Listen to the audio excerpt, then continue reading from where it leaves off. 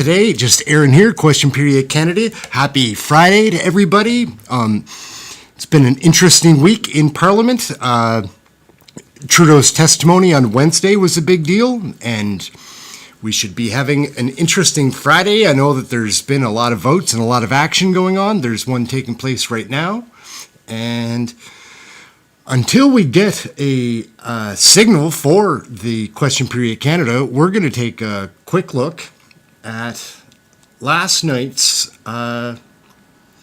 yesterday's highlights, because we threw these together. It's pretty fun just to get things kicked off here. So we'll get this going. And first things we're going to cut is about 70 or 80 Liberal MPs in the next election. And secondly, 9 out of 10 young Canadians believe they'll never own a home. hey Dan, under what's this up? government. It's embarrassing, Good morning, Clint. Mr. How are you Speaker. doing? Canadians used Sheila, to be able to Kirk, pay what's off the going home on, in gang? 25 years. Now it takes 25 Lightning years Rod, to good save morning. to even afford a down payment. This Prime Minister refuses to listen to our premiers. If he's so proud of his carbon tax, will the Keller of the county come out of his house and actually meet with premiers? What's up, Brent? What's up? Just Ehren right here, question period Canada. Very excited to bring you the crazy highlights from today's question period. It was another wild one. The NDP Liberal coalition seems to be running scared, can't get a straight answer, nothing new about that, but these are the highlights. Let's kick it off. Let's go. We already know that the Prime Minister is not worth the cost, and after 8 years, this Prime Minister is no longer even listening to Canadians. A 23% carbon tax hike in the face of Canadians who can't afford to eat. Yesterday, this House passed a Conservative common sense motion calling on him to convene an emergency televised carbon tax meeting with all 14 premiers. The Prime Minister is hiding, but maybe someone over there can tell us what day will the televised carbon tax meeting be. What is it going to be? Today we are debating Bill C-50, the Sustainable Jobs Act, which the Royal Bank of Canada says there are 400,000 of to come to Canadians if we were just to unlock the kind of prosperity envisaged in this very progressive piece of legislation. Instead, the Conservatives put forward 20,000 amendments generated by artificial intelligence. The Robo-Caucus needs to stop its robo-work with its robo-amendments and stop gatekeeping the opportunities that are coming to Canadians. It's got a strange way about him. And that wasn't an answer. Canadians need relief and not more Liberal taxes. 70% of Canadians are now saying so. 1 in 10 people in Toronto are now relying on a food bank, and more than half of Canadians are $200 away from missing their bills. If they aren't going to listen to Canadians, if they aren't going to give us a date, perhaps the member can tell us what channel will the carbon tax meeting be on. Any details will do. Mr. Speaker, the channel they should be plugged in, I don't know what it is, but it is the reality channel, because back here in the real world, there are real jobs at stake, there are real opportunities at stake, there is affordability at stake, and these members, the Robo-Caucus, with their robo-amendments, in the way of opportunity and the way of progress and clean technology in this country, they need to get out of the way, stop the gatekeeping, let Canadians create the wealth that we need to. What do you think of Steve McKinnon? Put it in the comments. Answer the question, and I'm not really sure what that was, but if he won't listen to Canadians and they won't listen to their NDP caucus, the Prime Minister won't listen to his successor Mark Carney, who also wants him to meet with premiers. They won't give us a date. They won't give us a time. They won't tell us what channel to watch. The Prime Minister won't even show up here and answer to this motion. The Prime Minister is being defiant when Canadians are lining up at food banks in record numbers. What are you covering for? It's a good question. What is going on? The Prime Minister has repeatedly said he is all ears. If there is a better plan, put it on the table. Premier Moe himself said this was the most cost-effective plan, and that's why our government will keep going with it while maintaining our AAA credit rating, while maintaining the lowest debt-to-GDP ratio in the G7, and while maintaining historically low unemployment. Mr. Speaker, on this side of the House, we will always vote with Canadians and support them along the way. Thank you. Anand is really smug. From Brantford Brent. Mr. Speaker, this Prime Minister is not worth the Rock. cost or corruption. In the past year, this government spent over $21 billion on outside consultants. Unbelievable. Rather than helping struggling Canadians, he's focused on making Liberal insiders richer. It's no shock that the Liberal favoured GC Strategies, who pocketed $20 million for doing nothing on the Rise scam, was founded the same year that he took office. Shame. Will this Prime Minister commit to cutting all waste and corruption in the upcoming budget, or will he continue to get more Liberal insiders rich? Speaker, as my colleague knows, the Minister question. of Public Services and Procurement, the President of the Treasury Board, myself as Minister responsible for the Border Services Agency, have already taken steps to reduce reliance on outside consultants. Mr. Speaker, we've reviewed and changed the process for approving these kind of contracts. We'll continue to look at everything necessary to ensure that taxpayers' money is well spent, and those people that are responsible for these decisions know that they'll be held accountable in the case of misuse or abuse. What do you guys think of LeBlanc? The Honourable I don't Member know. from Brantford Brent. I hope the government holds itself accountable. The Arise scam merely scratches the surface of the rot and corruption in this NDP Liberal government. Their procurement system is seriously flawed and broken. For example, they paid KPMG, a consulting company, almost 700,000 taxpayer dollars to learn how to cut back on consultants. You can't make up this lunacy. They've learned nothing. The question is simple. In the budget next week, will we see a cut to all the corruption? It is lunacy, hey? What do you think? Crazy, The right? Honourable Minister for Public Works. Thank you, Mr. Speaker. As Too our close, colleague it's in a creep. Minister of Public Safety has said repeatedly, repeating falsehoods doesn't make those falsehoods true. What they should know, however, is that the Auditor General did table an important report just a few weeks ago, which found that rules were not followed by a few public servants. Fortunately, many of these rules have been updated, and regulations and expectations around the use of those rules have been clearly communicated to all relevant public servants. It's a strange Decency one. or respect when a senior Liberal, either a cabinet minister or a senior Liberal staffer, disclose top secret CSIS information for Liberal gain. It's despicable. It gets worse. This compromised CSIS work. It put Liberal partisan gain over national security, and the Prime Minister must have known. When did the Prime Minister find out? When did he call in the RCMP to investigate, or were the briefing documents just a bit too long so he didn't read them? Oh my goodness. It's pretty good. Pretty good. We got to split. We'll be back at the end. We'll see you at the end. Again, Mr. Speaker, my colleague can repeat a series of allegations. We don't think that this is particularly This is the live me. constructive This is when a pre-recorded senior video, Court of but this is Appeal me live. Justice is seized with this very matter, which is here. She is hearing evidence from witnesses and interviewing in camera all of the relevant officials, receiving all of the most classified documents. Why doesn't my honourable friend allow her to do this work and not continually repeat and interfere in the middle of her hearings? Speaker, the Prime Minister is just not worth the cost, and now his carbon tax scheme is completely falling apart. First, his own budget watchdog proved conclusively that most Canadians are worse off even with the rebate. Then he was humiliated into granting a partial carve-out because his Liberal MPs were sick of the backlash they were getting from their voters. And now a majority of premiers are demanding an emergency carbon tax conference to put forward better ideas than his punishing tax. If he's so sure that his carbon tax is so good, then why doesn't he just sit down and listen to the Premier? The Honourable Minister for Natural Resources and Energy. Mr. Speaker, later today we will be voting to advance the Sustainable Jobs Act. It is a critically important act in the context of growing an economy that will thrive in a low-carbon future. It will ensure that workers and environmental organizations have a seat at the table when we are discussing Canada's Green Economic Plan. The Conservatives have obstructed at every turn, including introducing 20,000 robo-amendments. We are building a strong economy for the future. The Conservatives, by contrast, are engaging in legislative vandalism. First things we're going to cut is about 70 or 80 Liberal MPs in the next election.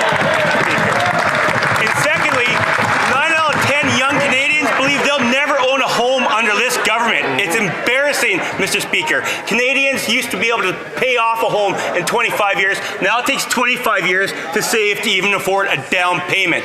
This Prime Minister refuses to listen to our premiers. If he's so proud of his carbon tax, will the Mayor of the county come out of his house and actually meet with premiers? As the Speaker has made this point before, it's important not to call into question any member's courage. The Honourable Minister for Seniors, Labour and Seniors. I think, Mr. Speaker, on this issue, it is very important to listen to constituents. I'd like to quote Danielle from Foothills.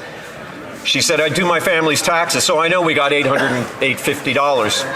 We get an extra little bump for me and my husband because we live in a rural environment. And when I go back and I look at what I spent last year in carbon taxes because I was working from home, I wasn't commuting, my gas bills were way down, and even the amount of tax that I paid on my home heating bills were principally natural gas for where I live. I would say that I probably ended up better off with that transfer." We should listen to constituents like Danielle of Foothills, Alberta. Yes, gang, so those are the highlights from today. They're very exciting. Things are heating up in Parliament. Come and join one of the live broadcasts when we're watching Question Period. Like and subscribe. We have got a great community, a fun chat room. It's catching on, and it's fun to watch. Come join us. My name's Ehren. Question Period Canada. Those were the highlights. We've got this one last clip we're going to send you out on. Between these two ladies, there's not one clue. That's the way it goes. Catch you next video. Thanks for watching. We'll be back with more highlights tomorrow. Speaker, today I met with Mansour Shuman, a Palestinian Canadian who risked his life to report on the devastation and horror of the war in Gaza. Weeks ago, the Liberals promised to stop selling military goods to Netanyahu and to sanction extremists. As innocent children continue to die, they haven't issued export notices or announced sanctions. This is a betrayal of the hundreds of thousands of Canadians who want peace for Palestinians and Israelis. We need a two-way arms embargo and sanctions. How many more people will die before this government acts? Hear, hear. The Honourable Minister for Global Affairs. First and foremost, I would like to say that I've talked to the mother of Mansour Shuman many times as he was obviously struggling in Gaza, and we made sure that he could come safely back home working with the Minister of Immigration on this very issue. Second, on the question of Israel, Hamas, and the war, of course, we know that the situation in Gaza is completely catastrophic. The violence must stop. We need a ceasefire now. We need to make sure that hostages are released. We need humanitarian aid going in. And my colleague already knows when it comes to arms, we have not sent arms. All right, gang, so we're going to drop into this right away.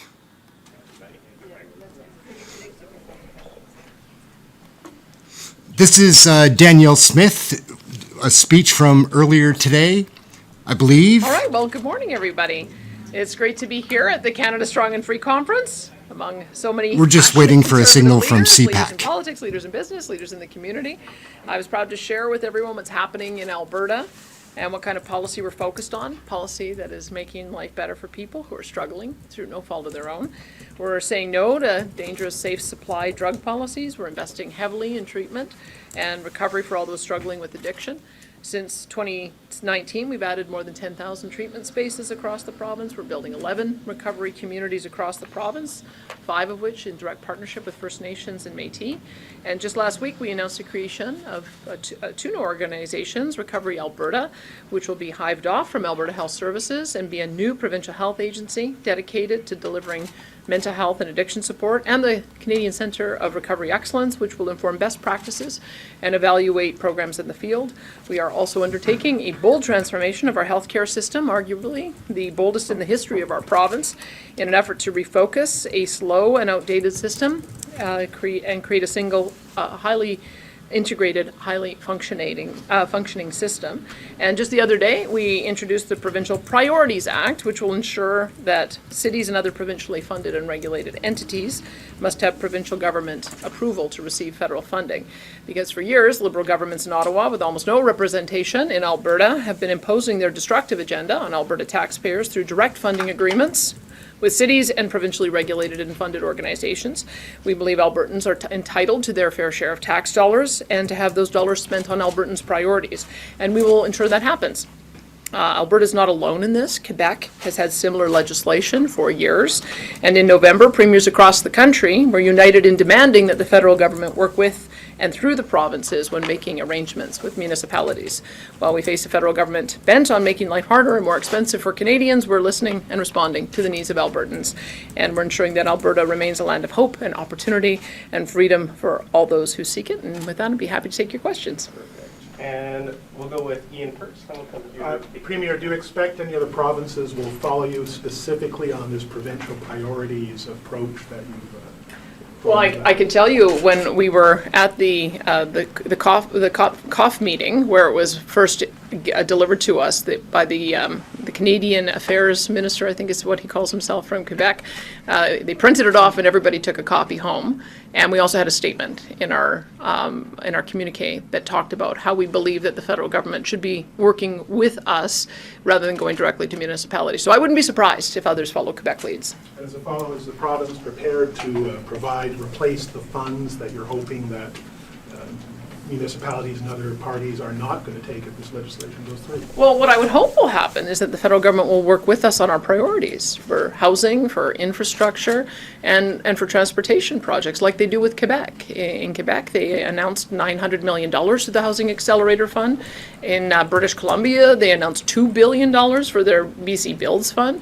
But in Alberta, they've swooped in and they've got a special deal with Edmonton, a special deal with Calgary. They've handpicked 6 different municipalities to work directly with and left over 340 other municipalities out in the cold. We just don't think that's fair, pitting one region against another, big city against small city, rural against urban. And so we're going to be insisting that they work with us. So we'll see. I mean, they know how to do this. They worked collaboratively with us to identify a 10-year funding arrangement for healthcare. They worked with us to identify 4 program areas where we could jointly work on together. For some reason, and I think it's politics, they're choosing not to work on with us Patty, what's on up? certain issues, and it's not right. So Katie I believe and that Katie, the federal how are you government guys? should do the right thing, make sure we get our Odin the equal bully? per capita share, and we'll see what happens if they don't. It's my turn. Thank you. Hi. You've mentioned Quebec, and when you were here a few months ago to announce your representative of Alberta in Ottawa, you also talked about the Quebec way of doing things. I'm wondering, have there been any evolutions in your talks with Quebec of any like cooperation or collaboration on certain issues? To Ian's question, I know that you're talking about it with all premiers, but have you sort of talked a bit more about it with Quebec? The forum that we use to get together is the Council of the Federation. And so we have another meeting coming up in Western Premiers happening in June in Whitehorse and then in July in Halifax. So that would probably be the next time that I have a chance to either speak with Premier Legault or one of his designates. But no, we don't have regular communication. No. And on COF, I think there was a call last week or around today when the housing, again today, okay. But there was one also, I think last week when Prime Minister was doing all these housing announcements in provincial jurisdictions. I think we're having our COF meeting today to talk about that. Do you expect, because you said at the end of your conversation up on the stage that you were hoping that others would also be more vocal like Alberta or Quebec. Do you expect a sort of united front measure or strategy between COF? The provinces are the strongest when we have a united front. And I don't mean to keep going back to the health accord, but that to me is an example of how cooperative federalism should work. It's our area of jurisdiction, healthcare. When we initially started off the program, it was supposed to be cost shared, 50-50. The federal government has not lived up to that commitment. We worked for years to try to get them to get back to that 50-50 funding arrangement. In the absence of that, they had an envelope package, and all of the premiers said that we want to be able to get the same per capita funding. And if any province gets a sweetener, that every province would have it written into their clause that we get the same thing. And as I understand it, all of the provinces got the same per capita funding. We have slightly different ways in which we'll be implementing that. But that's what cooperative federalism should look like. And that's the demonstration of what happens when the provinces stand together. Something else because there's all these announcements on housing. Because I hope there's so. all these. I hope so. The thing is, Quebec and BC have already got theirs. And so the federal government is playing divide and conquer with it, unfortunately. But we'll have a conversation on what the strategy should be. But I can't imagine any of my provincial counterparts saying, we got ours, so too bad for you. That's just not the relationship that we have at the table. The relationship we have at the table is we recognize that everyone should get their equal per capita share, that our northern territories probably need more than equal per capita just because of the extra costs associated with doing business up north and the small populations. But I would say that I would expect that the premiers will be united on this. And we'll go to a pink paper in the front. Pink blazer in the back, and then back to the Kate McKenna, CBC. Premier, according to Royal LePage, the cost of a home in Calgary has increased nearly 10% in the last year. It's set to go up again, according to Royal LePage. I'm wondering what you're going to do to increase the number of builds in that area. Well, I can tell you we certainly do not want to have the housing crisis that we see in Toronto and Vancouver, where attainable housing is just out of reach of most young people. We're hearing stories, for instance, of people who are buying houses in Edmonton and then commuting to Vancouver on the plane and then coming back to Alberta because of how expensive it is in British Columbia. And that would be, we certainly are not going to allow for that situation. I believe if you look at our housing prices in both Edmonton and Calgary, we're at the lower end of how much it costs for median income that you need to be able to buy a house, and we want to keep it that way. But we have worked with the municipalities and with our building association to identify some of the problems. The biggest problems that we have right now, quite frankly, are regulations and permits, the length of time it takes to develop an area structure plan, issue a development permit, issue a building permit. And we have some shining examples of municipalities who brag about being able to get a development permit in a few days or building permits within a few Erin? weeks. How That's are what you? we're asking. We have more to come because we know that if we can partner on being able to take the burden off so that we are able to get more houses built by the private sector. That's our preference. We're looking at ways that we can accelerate transportation projects, because if you can build out a road that opens up a 10,000 person community, that's another thing that we would be able to do. And then when it comes to affordable housing, and we make the distinction, attainable housing is that kind of first home that you buy as a young person, so that you can start building wealth. Affordable housing is for our most vulnerable, and we know that we're going to have to build that too. So we have a plan to build $840 million worth of affordable housing over the next 3 years. We think that'll be 25,000 units. So it's a hybrid approach. On a slightly different topic, I'm wondering what support, if any, premiers are getting from the federal Conservatives when they write and publish letters about the carbon tax. What do you mean by support? Is there any orchestration on the federal level? No. There's we all share the concern about the impact that we're seeing in our jurisdictions. I read the news just like anybody else, so I can see what the federal leader is doing. But I can tell you our concern comes down largely to the fact that our province is operating 90% or more than that, almost 100% of our heating in our province is through natural gas. And now with the carbon tax on natural gas, it's $4.09 per gigajoule, whereas the cost of gas is $1.80 per gigajoule. Like it's Hey, Jojo, what's that up? we have a tax that is more than 2 times the price of the base cost of the fuel for people to heat their homes. We're a cold province. And so those are we have a slightly unique approach in Alberta, because I realize that's not necessarily the case in every jurisdiction. So we chart our own path in opposing the federal carbon tax for different reasons. Mr. Poilievre, under his proposed Pat housing Napoli, plan, what's says up? that federal funding will be tied to housing starts, and that if municipalities build more homes, they're going to get a building bonus. Any problems with that approach? What do you make of that? I would say that as long as he's working through the provincial government, we're not going to have any problem with that. Because I have to tell you, it is totally inefficient for a federal government to come in and think that they can make individual bilateral arrangements with 355 different municipalities. That is the very definition of red tape. Our provincial government has established relationships with all of those municipalities. And so it just makes sense that they would work through us so that we can assure that the dollars get through to the municipalities who need it. So I would say that the policy that we have applies to no matter who is in the Prime Minister's chair. We expect that they're going to respect provincial jurisdiction and work with us. And that's just what I want to clarify, that would you take this priorities bill approach under a Conservative government? Well, Quebec has taken it under no matter who happens to be Prime Minister.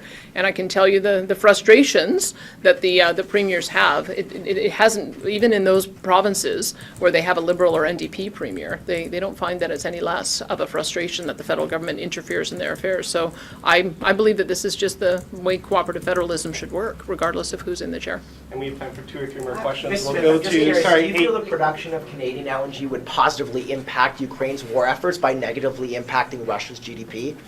Well, I guess I look at the export of LNG as helping all of our allies, because we don't want our allies to have to rely on their enemies for a base supply of fuel. And so I believe that we to be a responsible citizen and a responsible ally, that we should be making sure that our partners know that Alberta and Canada have a secure supply of this product. And it's not just Alberta too. I mean, it looks like we'll finally be able to get export off the West Coast, but we could have export off the East Coast too if we were able to see Quebec develop their resources, if we saw New Brunswick repurpose its LNG from an import facility to an export facility, so everyone could benefit and help our allies. So, and also I should say, I also think it will help reduce emissions globally. And how do you feel you can approach this conversation to the Liberals in a way that they might hear it or hear you out in some way? Well, I think it's the issue of emissions reduction. If you reduce emissions from coal because you're substituting natural gas, then that's a net benefit to the planet. We did a calculation that if China simply converted 20% of its coal capacity to natural gas, that would offset 100% of Canadian emissions. So that's the argument I think that they need to be aware of. Thanks. We'll go to the white blazer here in the back, and then we'll come to you. Hi, Premier. Just on gender policies, am I correct in understanding that in the upcoming bill there won't be anything on single-sex spaces? Is that what you said? Correct. Okay. And have you conducted any more consultations on that bill, and when can we expect that to be tabled? Well, we consult all the time. I mean, I think we have to remember that public engagement involves parents, involves teachers, involves school boards, involves health professionals, and involves members of the community. So we've been doing that consultation since I got elected. I've been watching what the international evidence is. But we do need to have an evidence-based approach. And that's the reason why I've been watching quite closely the CAS report. And there's just some surprising revelations that came out of that. I'll just tell you a few of the things that she discovered. The report, there are conflicting views about the clinical approach, with expectations of care times being far from usual practice. It's made some clinicians fearful of working in gender questioning young people, despite their presentation being similar to many children and young people presenting to other services. The rationale for early puberty suppression remains unclear, with weak evidence regarding the impact on gender dysphoria, mental or psychosocial health. The effect on cognitive and psychosocial development remains unknown.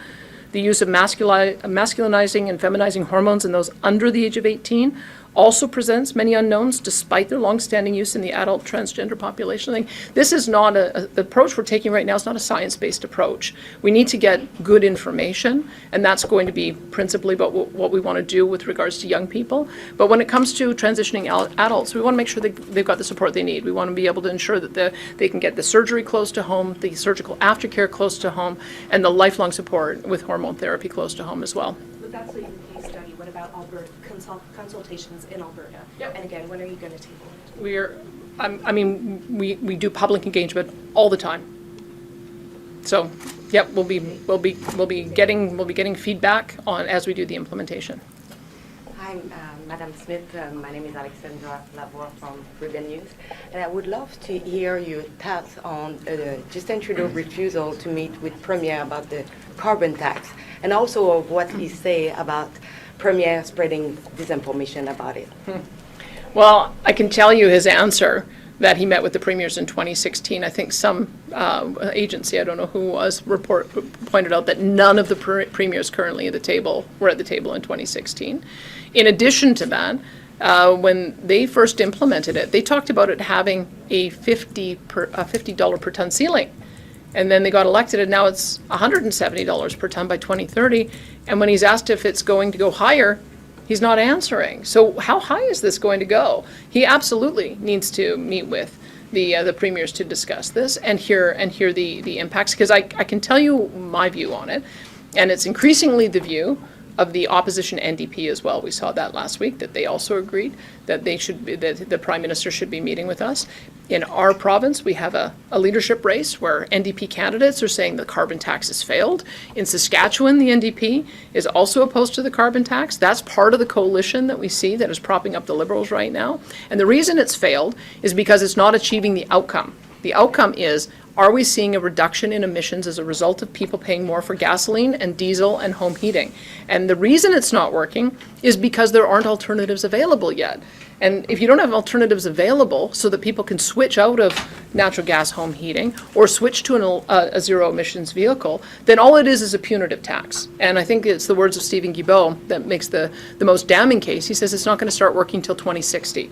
Well, that means that we're going to have 35 years of a punitive tax that hurts people and doesn't actually achieve the goal. So it's we believe we should be focusing on technology, working with major industry to reduce emissions. We think that they're going in the wrong direction. Do you ever believe that Stephen Guilbeault will work in partnership with you? No. Or do you think he should resign? I think I've been asking for some time. I tried. I tried in good faith to work with Stephen Guilbeault, but he's an ideologue, and he is not changing direction. He doesn't take... What he does is he talks to the provinces as a box-checking exercise to say he consulted, and he has no interest in working in the spirit of collaborative federalism, despite losing twice with the Impact Assessment Act, which admonished the federal government to stay in their own lane, and with the federal plastics being declared toxic, which they said was not only an overreach, but also a violation of the Constitution. So he keeps losing in court. He is not a good faith partner at the cabinet table. When he goes to international conferences, he gives surprise announcements that he doesn't talk to us about that impacts our area of jurisdiction. So I've said if the Prime Minister wants to restart his relationship with the premiers and with us in particular, we need a new partner. We need a new Environment Minister. And we just have time for one more question. We'll go to Adam. So Adam Zebo, National Post. What is? Oh, hey. Hey, nice to see you. Thanks for that. Thanks for that chilling article. Oh, my goodness, I can't believe what's happening in British Columbia. It's a catastrophe. It's just constant. So here's the question. What is Alberta doing to protect Indigenous communities from diverted pharmaceutical opioids in general and diverted safer supply in particular? I'll tell you what we've asked to do. What we've asked is to put a chemical tracer on safe supply drugs, and we've been refused. And the reason we want to put a chemical tracer on safe supply drugs is so that when we're doing autopsies, so that we can find out whether or not diverted supply is causing deaths in our province. That's part of the reason why we want to do it. But I think maybe that's probably part of the reason why the federal government doesn't want to do it. They don't want to know that answer. But when we hear seizures from the RCMP, and the RCMP going public with press conferences talking about tens of thousands of pills that they've seized that have been diverted from safe supply, and then a gag order coming down saying they're not allowed to talk about it anymore, we know there's a big problem. So my counterparts have met with their counterparts in British Columbia. So we've got my Public Safety and Emergency Services Minister and my Mental Health and Addictions Minister who have met with their BC counterparts, and I hope that they'll work with us on that. I mean, I'm not trying to dictate to British Columbia what their policy should be. I think that the consequences of it are becoming clearer every single day, especially to those poor nurses on the front line who are now having to load up crack pipes because that's the definition of harm reduction. We will not be doing that in Alberta, but I think what they have an obligation to do is to make sure that their policy doesn't end up impacting our market and doesn't end up impacting coming into Alberta. So we'll be increasing the amount of policing that we're doing. And should your government be able to show that Albertans are being harmed by diverted safer supply, will you be pursuing any legal actions against any institutions, entities, prescribers, or governments that have had a role in harming Albertans through this program? Well, that's the irony, is that governments, and ourselves included, are already suing the pharmaceutical companies for bringing what was touted as a safe supply drug onto the market years ago, which created the current opioid crisis. And apparently BC is using that same company to produce hydromorphone, and again, under the same false premises that it's a safe supply drug. We in our province, we don't believe there's such a thing as a safe supply of heroin in any of its forms. And so we'll see where it goes. The main thing is we've got to make sure that we're not seeing cheap pills come across the border, ending up in the hands of junior high and high school kids and causing them to overdose. That's what we're watching to make sure it doesn't happen. I haven't seen evidence of that yet. But if we continue to see a flow of drugs coming across the border, I think we're going to end up with more and more problems. But as part of the reason why we're focusing on the opposite, we believe that there's only two pathways. Either you stay in the throes of addiction, and ultimately that leads to death, or you get recovered. And so if recovery is what we're all waiting for, we're keeping people alive through harm reduction so we can get them into recovery, then let's get them into recovery and get them there fast. And that's why we're taking a very different approach in Alberta. And that's all the time we have for questions. Thanks, everyone. Thanks, everybody, for joining us. Thanks, Premier. Thank you. All right, gang, so we're going to drop it at that. And we're going to drop into, sorry, I don't know where they are. They're doing votes in the House, and it's not worth watching. It isn't. There's too many delays. But we have, hate to do this to you guys. We've got Trudeau doing a speech live right now. And here we go with that.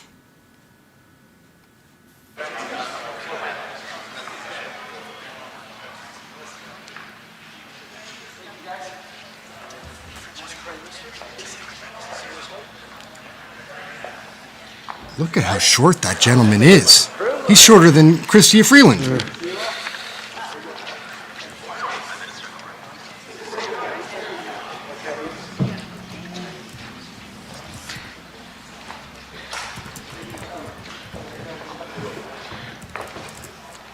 We're good? Buongiorno. Buongiorno. Good morning, everyone. What a wonderful Friday morning it is here today.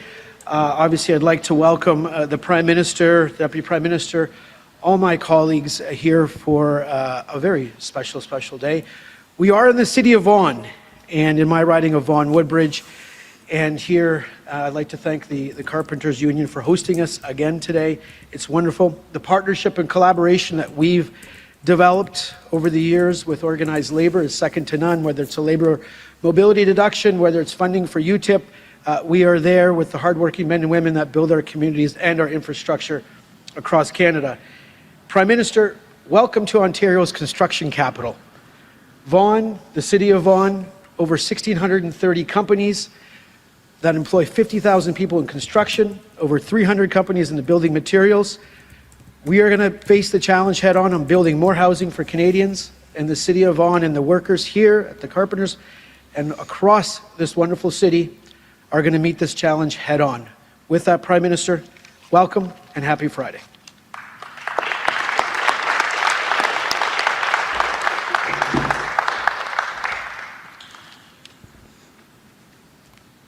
Bonjour à tous. Thank you, Francesco, for that introduction. You're always such a great advocate for your community here in Vaughan. I want to thank the many mayors who are here, who've been partners in helping us unlock housing. Mayor Stephen Del Duca, Mayor Frank Scarpitti, and Mayor David West. Thank you guys for being part of this today. La vice-première ministre et le ministre du Logement sont ici avec moi, CHYSTIA and Sean. Vous avez travaillé très fort pour l'annonce d'aujourd'hui. Merci d'être ici. And we've got great representation from our caucus team as well. Minister Ng, Minister Hussen, who got us started on this important work on housing. Chad Collins, our National Caucus Housing Chair, who's been pushing for smart solutions, and many of his recommendations are part of the plan we're announcing today, along with great members Leah, Majid, Paul, Manny, Tony, and all parts of our great teams here. But I really want to kick it off by thanking the workers behind me, thanking the folks who are stepping up to be part of solving the housing crisis, for all that governments can and should be stepping up. The work you're doing, and especially the work you're going to be doing over the coming years, is going to be unbelievable. What a bunch of clowns, right? As you build not just homes for Canadians, but homes that you're going to be able to see yourselves living in as well. That's an important part of this, that it's not just about building homes and great buildings and apartments to rent. It's about making sure that nurses, construction workers, teachers who work in a given city can also live in that given city. And that's something we're all gathered here today. I'm really excited about this announcement today because Canadians need homes they can afford. This is one of the most urgent issues that people are facing.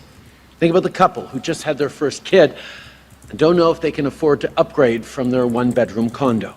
or the student who can pay tuition but can't afford the rent near campus, or someone who can simply no longer afford housing in their community at all. It used to be that the deal was if you worked hard at a good job, you could afford a home. That doesn't seem the case anymore. Younger generations are worried that they won't have a life that looks like how they grew up, like what their parents and grandparents had. Well, that's not fair. So we've been stepping up, putting in the work, talking to Canadians, talking to housing experts, talking to builders, so that we could bring the right solutions that meet the moment. So today, we are releasing the most comprehensive and ambitious housing plan ever seen in Canada.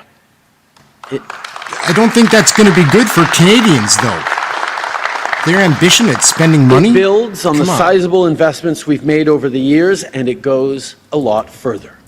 It's a plan to build housing, including for renters, on a scale not seen in generations. We're talking about almost 3.9 million homes by 2031.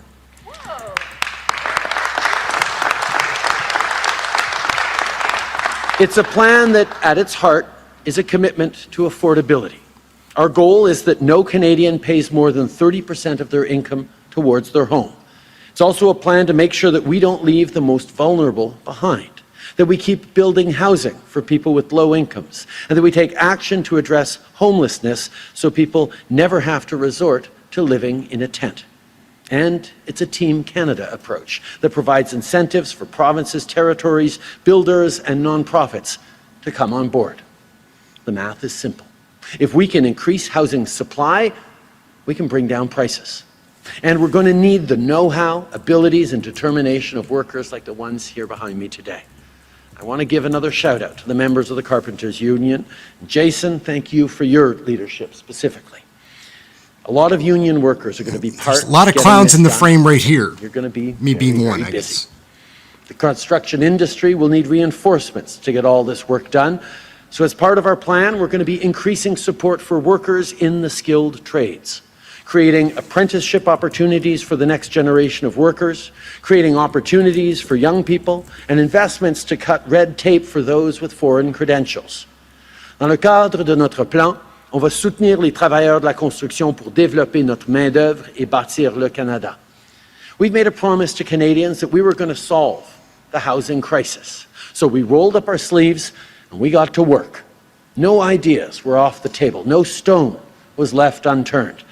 I'll let Minister Fraser talk through the details, but this Oh, is Lord, get ready for another comprehensive clown. and detailed plan. Fraser. Sean, you and your team have been incredibly thorough in how you've brought this together. This isn't simple slogans. It's not some YouTube video filled with half-baked ideas and inaccuracies. This is a serious plan, built after consultation with Canadians, with experts, with builders. It's a plan that's actually going to make a difference in the lives of Canadians. But it will also require provinces and territories to step up and meet the level of ambition that Canadians expect them to. No one order of government can do this on their own. We all have our own levers and our own responsibilities, and Canadians need each and every one of us to step up. Dans le plan qu'on annonce aujourd'hui, il y a plusieurs mesures qui vont encourager les provinces, les territoires et les municipalités à collaborer avec nous pour construire plus de logements. Le plan rend les projets rentables pour les constructeurs, pour que les travaux puissent commencer plus rapidement. On contribue à protéger et à élargir l'accès aux coopératives et aux logements abordables. On se concentre sur des nouvelles façons d'utiliser les terrains publics pour construire des logements et on propose plusieurs solutions innovatrices. On a besoin de solutions concrètes et c'est exactement ce qu'on présente aujourd'hui. Tout le monde mérite d'avoir un chez-soi abordable. On est tous d'accord là-dessus. Un logement, ça permet aux gens de commencer leur vie et de réussir. It's not right that housing prices have made cities and a lot of other places out of reach for young people, including millennials and Gen Z. Young people deserve the same freedoms, choices and opportunities that their parents and grandparents had. We need to make sure we're building a future that is fair for every generation. Today's housing plan is about the next steps we're taking to do just that. And now, before I turn it over to the Deputy Prime Minister, I'm highlighting that right now, as we speak, the Parliament of Canada is working hard under our government to pass legislation that is about workers, and it's about supporting the kinds of good, clean jobs that the future is going to bring. And because it is focused on supporting workers and building a stronger, greener future, of course, the Conservatives are doing everything they can to block it. So we are stuck in an all-day vote right now. That they had amendments that they even generated possibly by AI to try and slow us down. But we're going to continue to vote and stand up for workers and stand up for the brighter future people have. So you're going to see us voting throughout the morning on our electronic voting apps, and we'll do that before I introduce the Deputy Prime Minister. Merci. If you do not like Chrystia Freeland, let's get some likes. If you think maybe she's a little twitchy, give us a thumb. What is she doing? This is so stunned. And those blue caps, somebody mentioned on here that it looks ridiculous. It does look ridiculous. What are they doing here?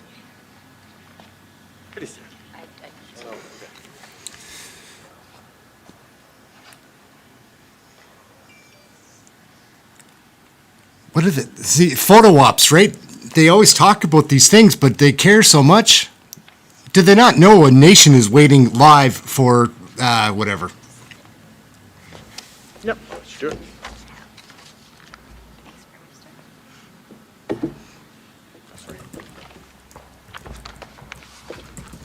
Okay, well, thank you very much, Prime Minister. And thanks everyone for being here. Francesco, buongiorno. Mi fa piacere d'essere qua, Vaughan. It is wonderful to be here today in Vaughan with the Prime Minister, with Sean, with so many of our caucus and cabinet colleagues. It's especially a privilege for me, I think for all of us, to be here with the students, the soon-to-be apprentices at the College of Carpenters and Allied Trades.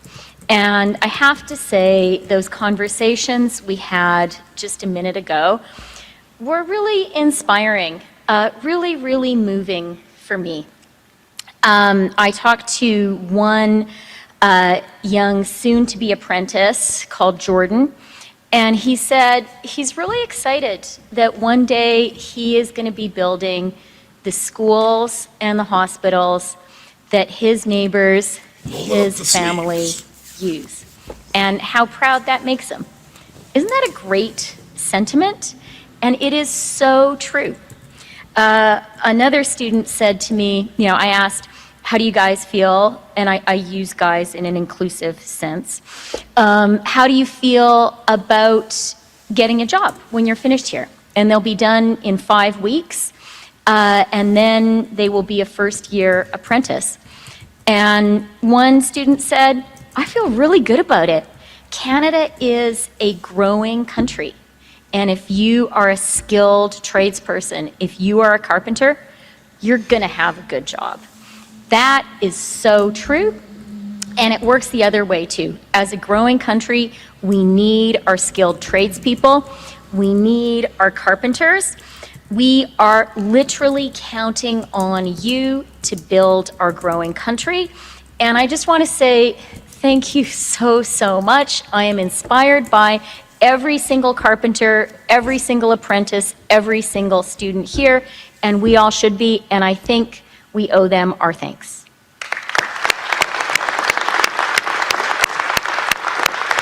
She speaks for everybody now. Why do we need them so much? Because we are living in a pivotal moment for millennials and Gen Z. These young Canadians have so much talent and so much potential. But today, Too many young Canadians feel as if the deck is stacked against them. They can get a good job, they can work hard, but far too often, the reward of a secure, prosperous, comfortable middle-class life is out of reach. That is not okay. We need the hard work of young Canadians to be rewarded. And that's why we are acting now with purpose to build a Canada that works for younger Canadians, a Canada where they can get ahead and where they know that their hard work will pay off. Nous allons accélérer rapidement la construction de nouveaux logements dans tout le pays. Nous ferons en sorte que la vie coûte moins cher. Et nous allons faire croître l'économie d'une manière qui profite à tout le monde. One of the biggest pressures on Canadians right now is housing. And we all know this is especially true for younger Canadians. Faced with a shortage of housing options and rent which is just too high and home prices which feel out of reach, too many younger Canadians feel that that dream of getting your first set of keys, of owning your own house, is just that, a dream. Our government is changing that. Today, we are announcing real, tangible, carefully thought through measures that are going to help more younger Canadians get those first keys of their own. We are using every single tool in our toolbox to deliver housing without delay, because we need to make the dream of home ownership a reality for younger Canadians. And in the budget I'll be tabling on Tuesday, we will reveal more of our plan to ensure fairness for every generation. Notre gouvernement est en fonction en promettant de renforcer et d'élargir la classe moyenne. Nous avons tenu cet engagement en réduisant la pauvreté, en particulier celle des enfants et des personnes âgées, et en créant des millions de bons emplois pour les Canadiennes et les Canadiens. Notre travail n'est pas terminé. Our renewed focus today is unlocking the door to the middle class for millions of younger Canadians. In everything we do, we dedicate ourselves to making sure a better life is within reach for our younger generations. Because that is what you deserve. That is what you have earned. And that's what your parents and your grandparents want for you too. Thank you very much, and I'll pass it over now to Sean.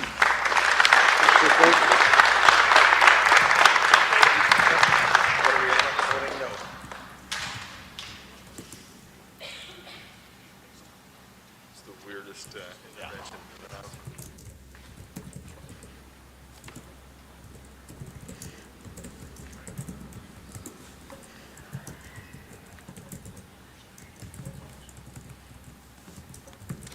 We're not just taking selfies, it uses facial recognition.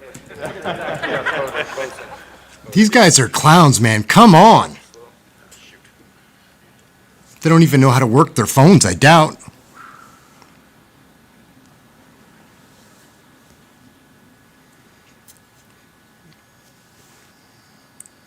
Yeah, guys, we're going to keep watching this because as bad as it is, you got to see the badness too. Oh, yeah. Perhaps not. Look, thanks very much, everyone. Democracy in action.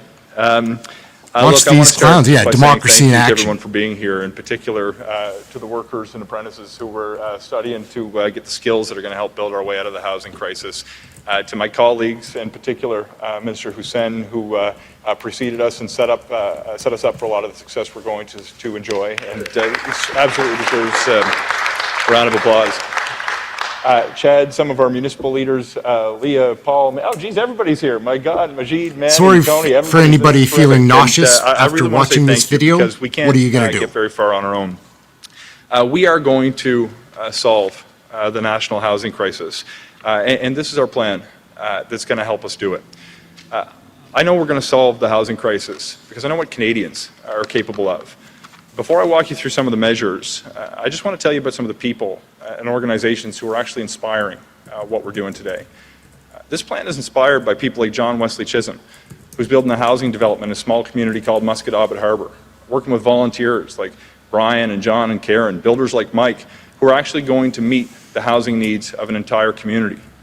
It's inspired by companies like Dora Construction, who's building a home building factory, creating good jobs, good middle class jobs for Canadians. At the same time, they're introducing a community to apartment buildings that are manufactured locally in one of those factories.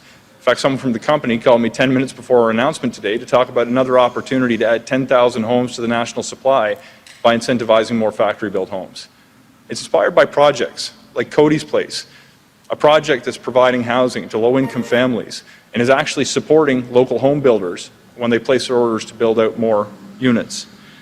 It's inspired by ideas that are allowing us to build small homes at prices that people can afford across income levels, generated by companies like Sprout and Jones Company, to make sure that people can actually participate in being part of the solution by building homes next to properties that they already own for people that they love. These are extraordinary opportunities that we've learned about. And you know what all these have in common? All of these come from my own neck of the woods in Nova Scotia. But what's extraordinarily inspiring is that there's solutions like this, people like this, ideas like this in every part of the country. Workers with the Carpenters Union. People are starting to become apprentices right here that are going to help us build our way out of the housing crisis. Now, the plan that we're producing today includes three main components. The first is to build more homes. We're going to do that by reducing the cost of home building, by putting tax incentives on the table for builders, low-cost financing so we can scale up building, not just for large institutional builders, but for individual homeowners who want to put an additional unit in their backyard where they can accommodate that. We're also going to be launching new measures that help unlock federal lands in a way that we have never pursued before, at a faster speed and in larger numbers, including with a new strategy that will allow us to maintain ownership of the land and enter into long-term leases so we can reduce the cost not just of construction, but the cost of living for the people who will live in the homes built on those lands. In addition to reducing the cost, we also have to make it easier to build homes by incentivizing leaders like the municipal leaders that we have here today who've worked with us through the Housing Accelerator Fund to upzone their communities, reduce permitting time so we can build faster and more easily.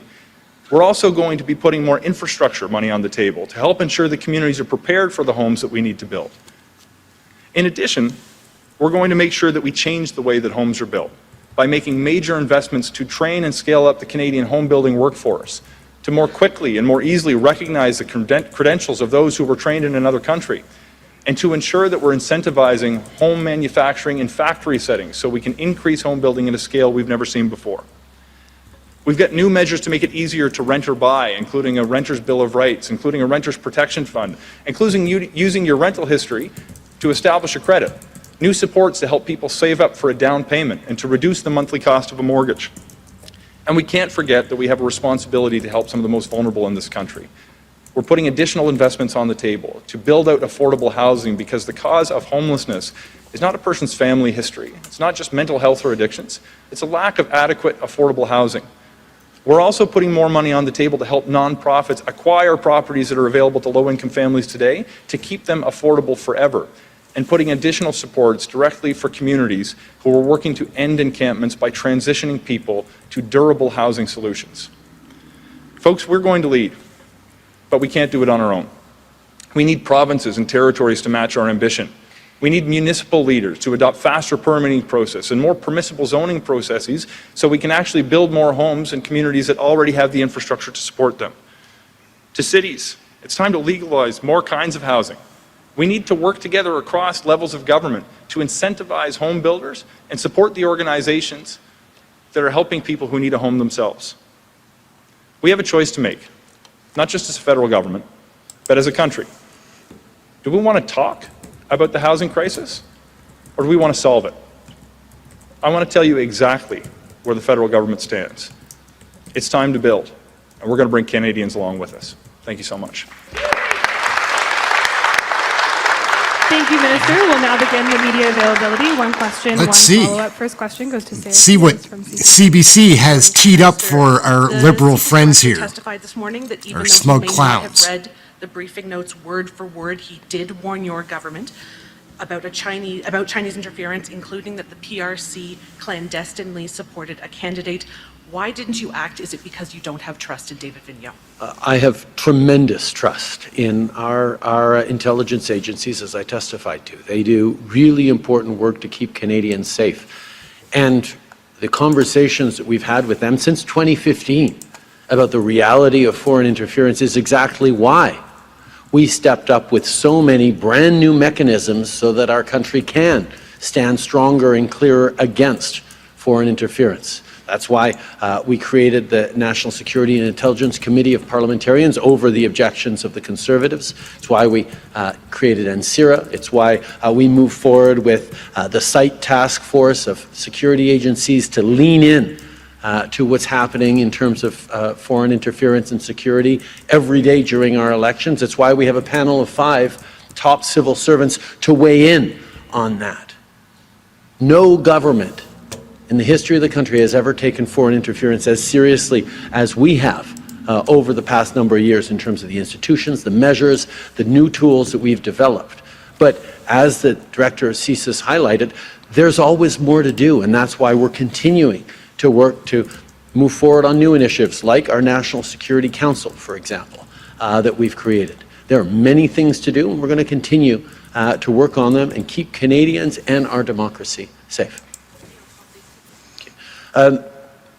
Au fil des années, depuis 2015, j'ai eu énormément de conversations avec les différentes agences de sécurité, y compris CRS, pour parler de l'ingérence étrangère et se doter de nouveaux outils pour contrer l'ingérence étrangère. On a démontré depuis 2015 qu'on prend ça extrêmement au sérieux parce qu'on a outillé justement nos institutions, notre démocratie, nos agences de sécurité avec de nouvelles façons et de nouveaux outils pour répondre à l'ingérence étrangère et protéger nos institutions et nos citoyens contre l'ingérence étrangère. On va continuer de faire le travail parce qu'il y en a plus à faire toujours. On vient d'annoncer la création, le début d'un Conseil national de sécurité au niveau du Conseil des ministres. Il y a toujours plus à faire et on va continuer de le faire. The NDP is expressing reservations about the carbon tax. What does it signal that you have lost many premiers, and now you may be losing the NDP's support for your plan as well? I feel for the NDP and for JAGMEET. This is a hard moment. There are political headwinds. There's a lot of political pressure. I'm certainly feeling it. Everyone should be feeling it. By folks out there who are worried about affordability, who are worried about climate change. And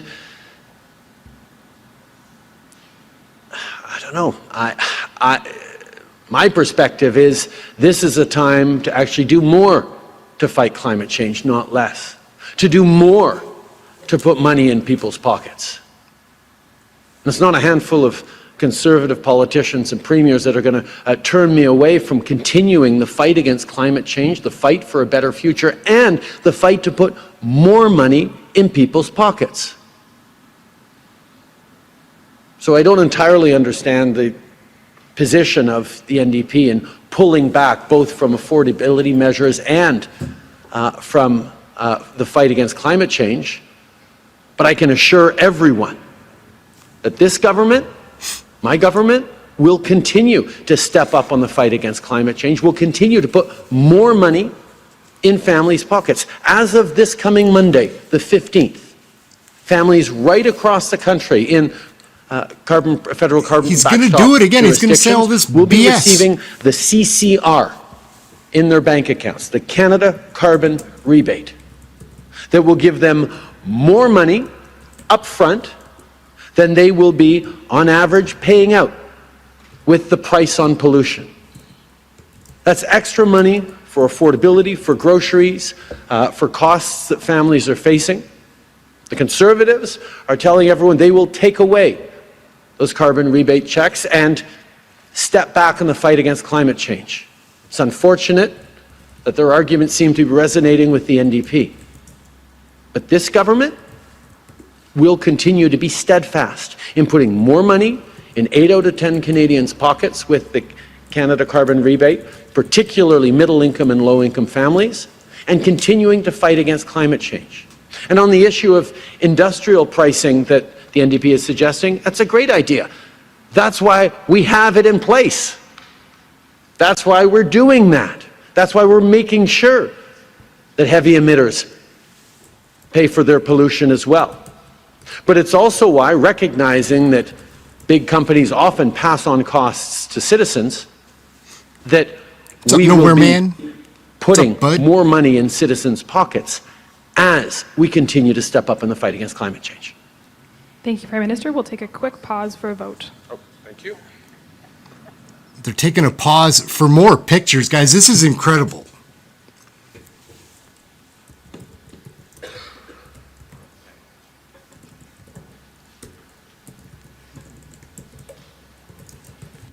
Imagine that they're doing this. National broadcast live.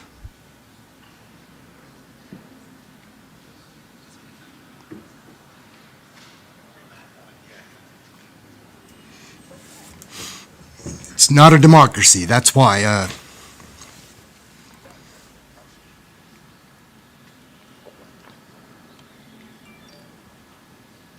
And with every vote, we're pushing back against the Conservatives, standing against workers and against a greener future for everyone. Next question. The carbon tax question in French, please, if you don't mind, Prime Minister. J'ai un peu de sympathie pour le NPD qui se trouve dans une situation politique difficile où il y a beaucoup de pression de retirer leur appui pour la lutte contre les changements climatiques. Mais je ne le comprends pas. Parce que on est dans un moment où le leadership responsable, c'est de continuer de lutter contre les changements climatiques avec tous les outils qu'on a et de mettre un prix sur la pollution et de remettre plus d'argent dans les poches des familles canadiennes. C'est ça la voie que nous avons prise comme gouvernement et on va continuer de le faire malgré le rouspétage des conservateurs et des premiers ministres à travers le pays. On est là pour livrer pour les familles avec plus d'argent dans leur poche pendant qu'on est ambitieux dans la lutte contre les changements climatiques. Ce n'est pas un moment pour retirer l'ambition pour l'avenir, pour la planète et l'appui aux familles. Donc, je ne comprends pas tout à fait la position du NPD, mais je peux rassurer les gens que ce gouvernement libéral va toujours être là pour en faire plus contre les changements climatiques, plus pour les prochaines générations, en mettant plus d'argent dans les poches des familles canadiennes. Tout de suite. Colin DeMello from Global News. On the carbon pricing, it's not just politicians, it's people as well. A new poll by Liaison Strategies found a majority of Ontario residents rank the cost of living higher than environmental protections, and a plurality are in favor of abolishing the price on carbon, even if it means eliminating their personal carbon price rebate. So can you tell Ontarians why your government's price on carbon is more important than their ability to make ends meet? But the way we price carbon actually puts more money in the pockets of 8 out of 10 families, like families in Ontario, where the cost of living is high and where the need to fight climate change is clear with every wildfire, with every flood, with every drought. The Parliamentary Budget Officer confirmed that 8 out of 10 families get more money from the way we're pricing pollution, because we put a price on pollution and then we give that money back to Canadians. And that means as of this Monday, on April 15th, the CCR, the Canada Carbon Rebate, is going to appear in people's bank accounts. They're going to get checks for it. That dangling carrots, guys. More money than the average family will pay in carbon price over the next 3 months. That's how it works. It's a measure on affordability, and it's a measure to fight climate change at the same time. And we're going to continue to deliver that money to Canadians, and we're going to continue to stand strong in making sure that pollution isn't free anywhere across the country. And if Mr. Poilievre wants to take away those affordability checks for Canadians and wants to do less on the fight against climate change, because that's what he's proposing, he's going to have to explain that to all Canadians. Because right now, he has no plan for affordability, no plan for climate change, and, as we've seen again today, no plan for housing, which is why we're coming forward with a real announcement today. On housing infrastructure, Prime Minister, the $6 billion fund you announced last week, Ontario, as you know, has rejected 4 units as of right, which was one of your conditions. The province believes that the fund is subject to some negotiation. So can we get your view? Are the conditions for that fund non-negotiable, or is there room for some conversation? Oh, that money is going to flow. The only question that Ontario has to ask is whether it wants the money to flow through the province to municipalities or whether it flows directly to municipalities. We know that there are lots of communities, lots of people, lots of regions in this country that are very ambitious about doing everything necessary to get more homes built and to get families into those homes. And we're going to work with them. So the $6 billion on wastewater and housing enabling infrastructure is going to be there to make sure we can grow our housing stock in this country. Ideally, we do it with ambitious partners in the provinces. If the provinces don't want to do it, that just means there's more money to go directly to the municipalities. One way or another, we're going to be there to get housing built for Canadians. It just works a lot better, and to be honest, we can do even more as a country if the provinces decide to roll up their sleeves and get on board fully. Bonjour, Monsieur Trudeau. À l'approche du budget, dans le contexte actuel également, est-ce que c'est le moment, selon vous, de taxer les citoyens les plus riches? Notre préoccupation première dans ce budget, c'est de reconnaître que pour les jeunes familles, pour les jeunes à travers le pays, le système n'a plus l'air de fonctionner. L'économie ne fonctionne plus pour eux. Malgré leur bon emploi, malgré le travail qu'ils font, ils n'arrivent pas à se voir propriétaires de maisons. Ils ont énormément de défis à se payer le loyer. C'est pour ça qu'on est là avec un budget qui, oui, va construire beaucoup plus de logements plus rapidement, mais aussi un budget qui va investir dans ce dont ils ont besoin pour réussir. On va avoir beaucoup plus à dire mardi sur comment on va créer cette équité dans l'économie pour toutes les générations et de mettre l'emphase sur ces jeunes qui sont essentiels pour la réussite de notre économie. Mais d'ici là, nous sommes en train de démontrer les mesures qui vont avoir un impact réel pour ces jeunes.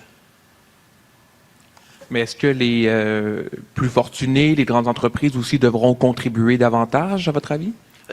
Je pense que l'idée d'avoir une économie qui est juste pour toutes les générations en est une que tout le monde peut reconnaître.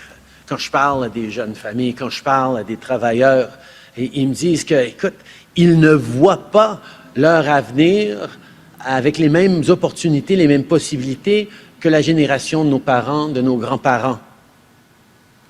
Or, le Canada devrait pouvoir offrir ces opportunités aux jeunes. C'est pour ça qu'on a mis de l'avant des mesures, que ce soit des programmes de nourriture scolaire, que ce soit plus de places en garderie avec des investissements en infrastructure, que ce soit au niveau de l'accélération de logement, que ce soit toutes les différentes choses dans lesquelles on est en train d'investir pour aider ces jeunes, on reconnaît qu'on a besoin de rendre notre économie plus juste pour toutes les générations. Next question. Hi, Prime Minister. Laura Stone, Globe and Mail. Back to provincial relations. Alberta has a new bill that seeks to stop your government or federal governments from negotiating directly with municipalities, essentially saying stick to national policy, not in my backyard. And she says it would be inefficient for you to negotiate all of these agreements with hundreds of municipalities. Can you respond to her criticisms and why you would still pursue this? It seems like it was only a few months ago that I pointed out quite accurately that the federal government doesn't have a whole lot of direct carriage of housing, that it is very much a provincial and municipal responsibility. The federal government has certain responsibilities that we've been stepping up on since 2017, but I pointed out that this is not something the federal government can solve alone. And over the following weeks and months, we heard from a cavalcade of premiers saying, see, the federal government needs to step up more, needs to do more. It's get out of the business of housing. The federal government needs to step up and fix this housing crisis that we've seen across the country.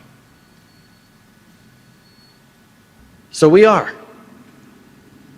Provinces should be careful what they wish for. They want the federal government to fix this housing crisis? We are. We will. Now, let me be very clear.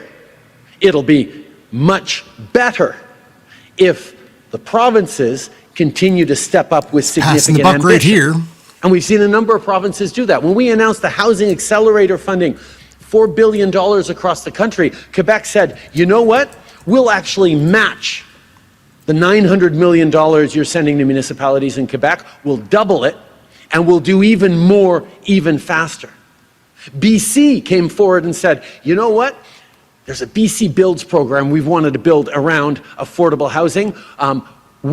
If you can match the money we're doing, we'll do even more. And we did that, and we created the Canada Builds program. And we're working directly with municipalities that want to be super ambitious. The 3 mayors that are here today represent municipalities that signed housing accelerator agreements worth in excess of $150 million that's going to create 4,000 units over the coming years in this region. These are things we are doing concretely where we recognize that Canadians need help and support and investment, and don't so much care about whose responsibility it is first and foremost. They just want it to get done, and that's why we are there to work hand in hand in full respect with those provinces who want to solve the problem, and ask those provinces that don't want to solve the problem to just get out of the way while we solve that problem that Canadians are facing.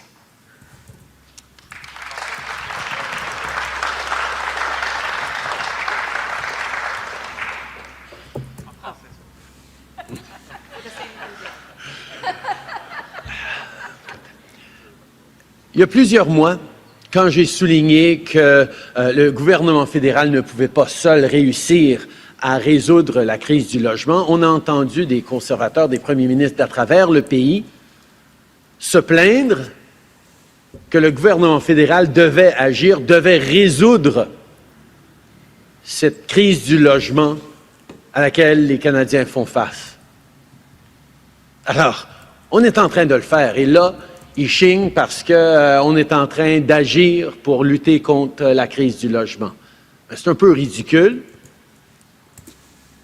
Comme on a vu, il y a plusieurs provinces, dont le Québec et la Colombie-Britannique, qui ont démontré un niveau d'ambition maximal en termes de logement, et donc on est là pour travailler avec eux, pour investir, pour qu'ils puissent résoudre les défis auxquels les citoyens font face. D'autres provinces ne veulent pas agir avec ambition, ne veulent pas répondre aux défis auxquels les Canadiens sont en train de faire face.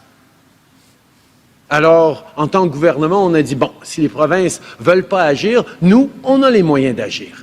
Alors, on va agir et on va encourager les provinces à en faire plus. C'est ce que les Canadiens s'attendent, à ce que tous les ordres de gouvernement travaillent ensemble pour résoudre.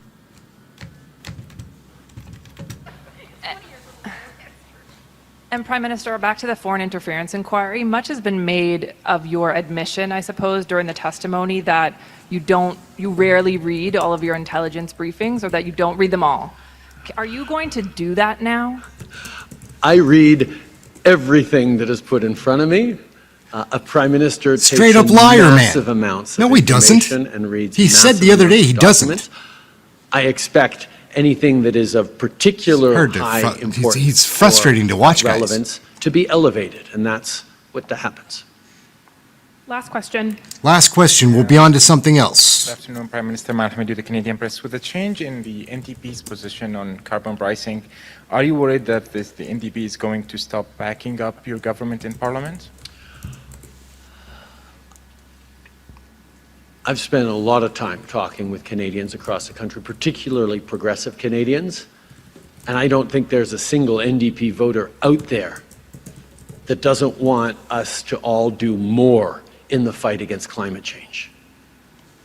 I understand the political pressures on the NDP leadership right now and the challenges of holding an unpopular position.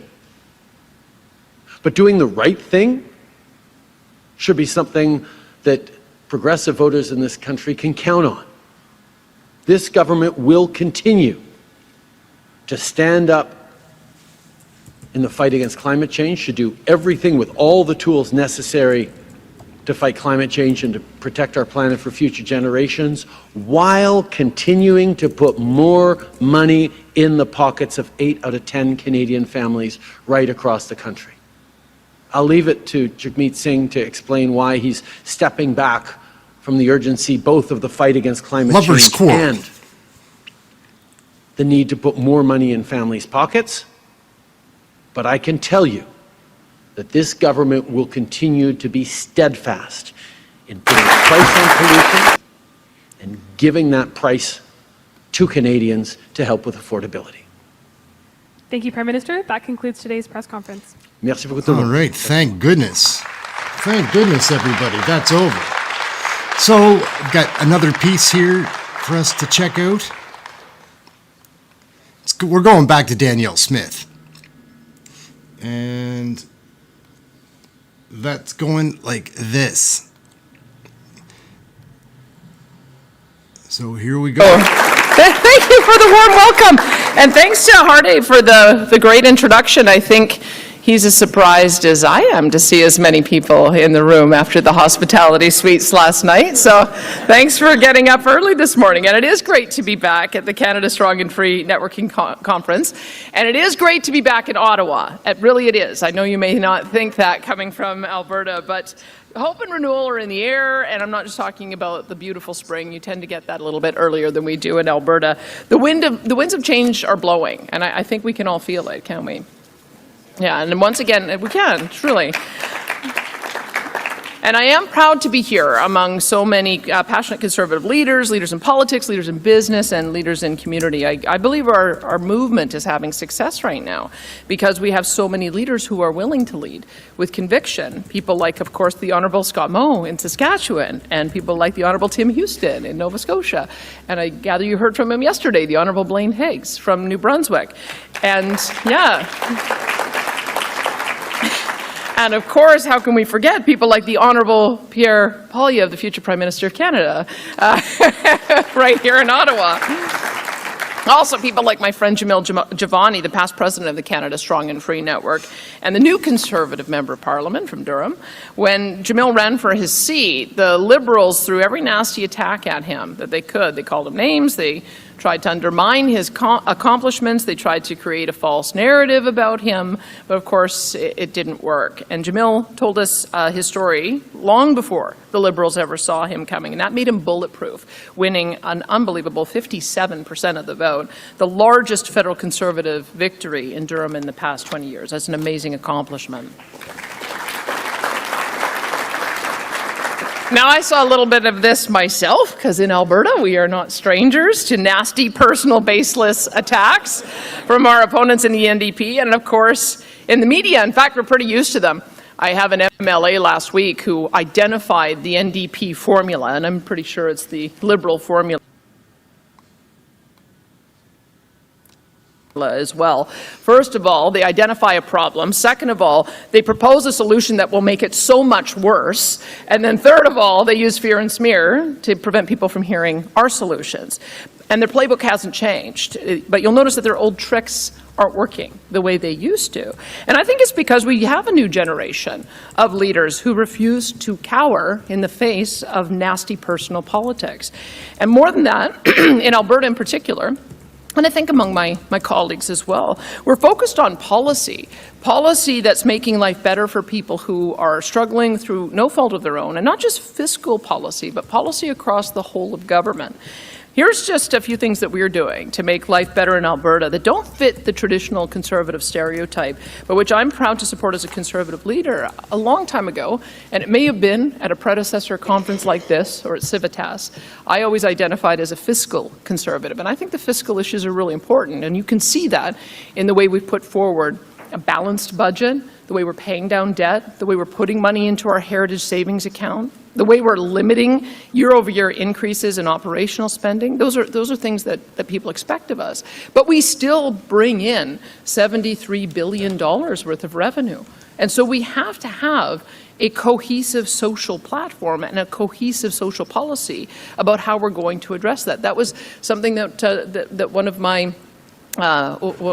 my colleagues who always thought that social policy was far more important in our movement.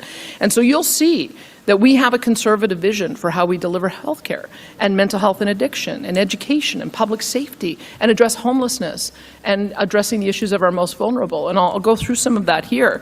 So let me begin by saying we are saying no to dangerous and deadly safe supply drug policies.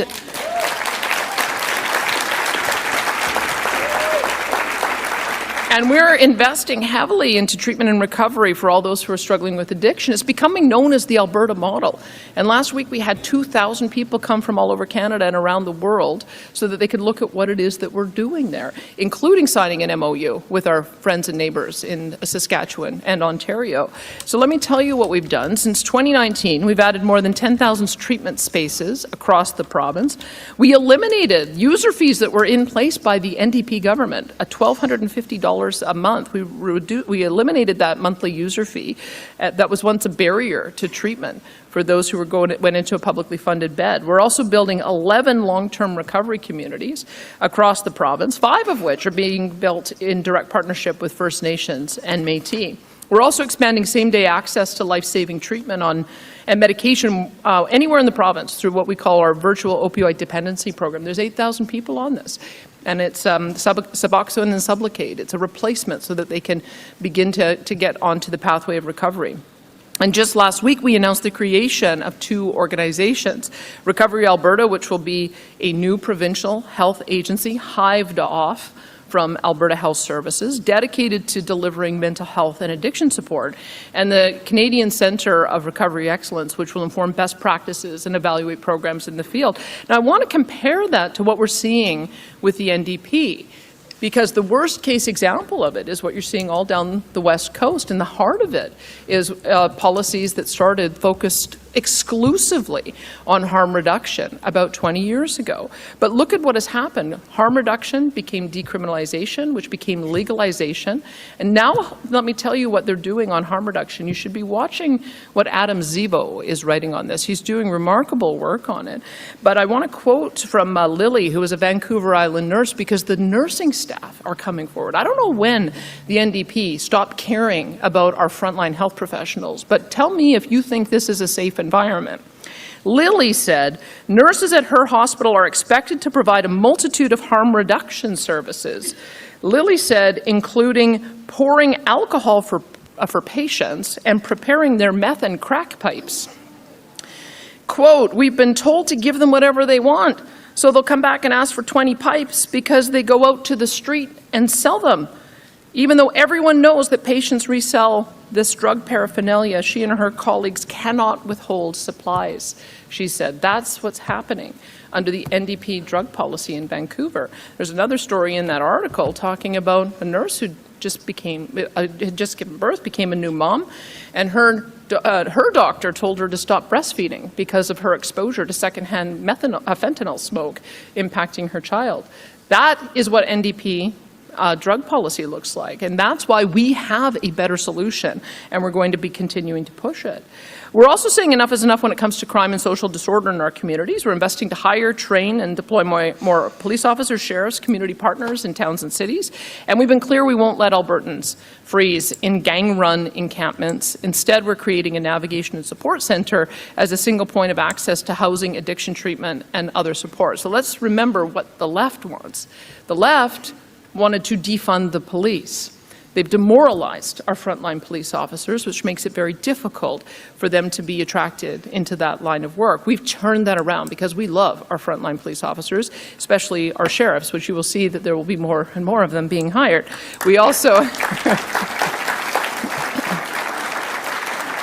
But we also didn't accept what the courts told us about encampments. Remember the courts? They were standing in the way, saying you can't eliminate these encampments. Well, we watched and read through the lines. They said you can't eliminate the encampments unless you have shelter space for people to go. So we increased our shelter space, and then we worked with Chief Dale McPhee, who's the chief of the Edmonton Police Service, and as they dismantled the camps, we had a bus taking people to a navigation center. At the navigation center, all the services that they needed that had been spread out all over the city were in one spot where they could get ID printed off same day on site. They could get access to our virtual opioid dependency program. They could get access to a mental health or addiction treatment. They could get access to Indigenous support services. They could get access to shelter.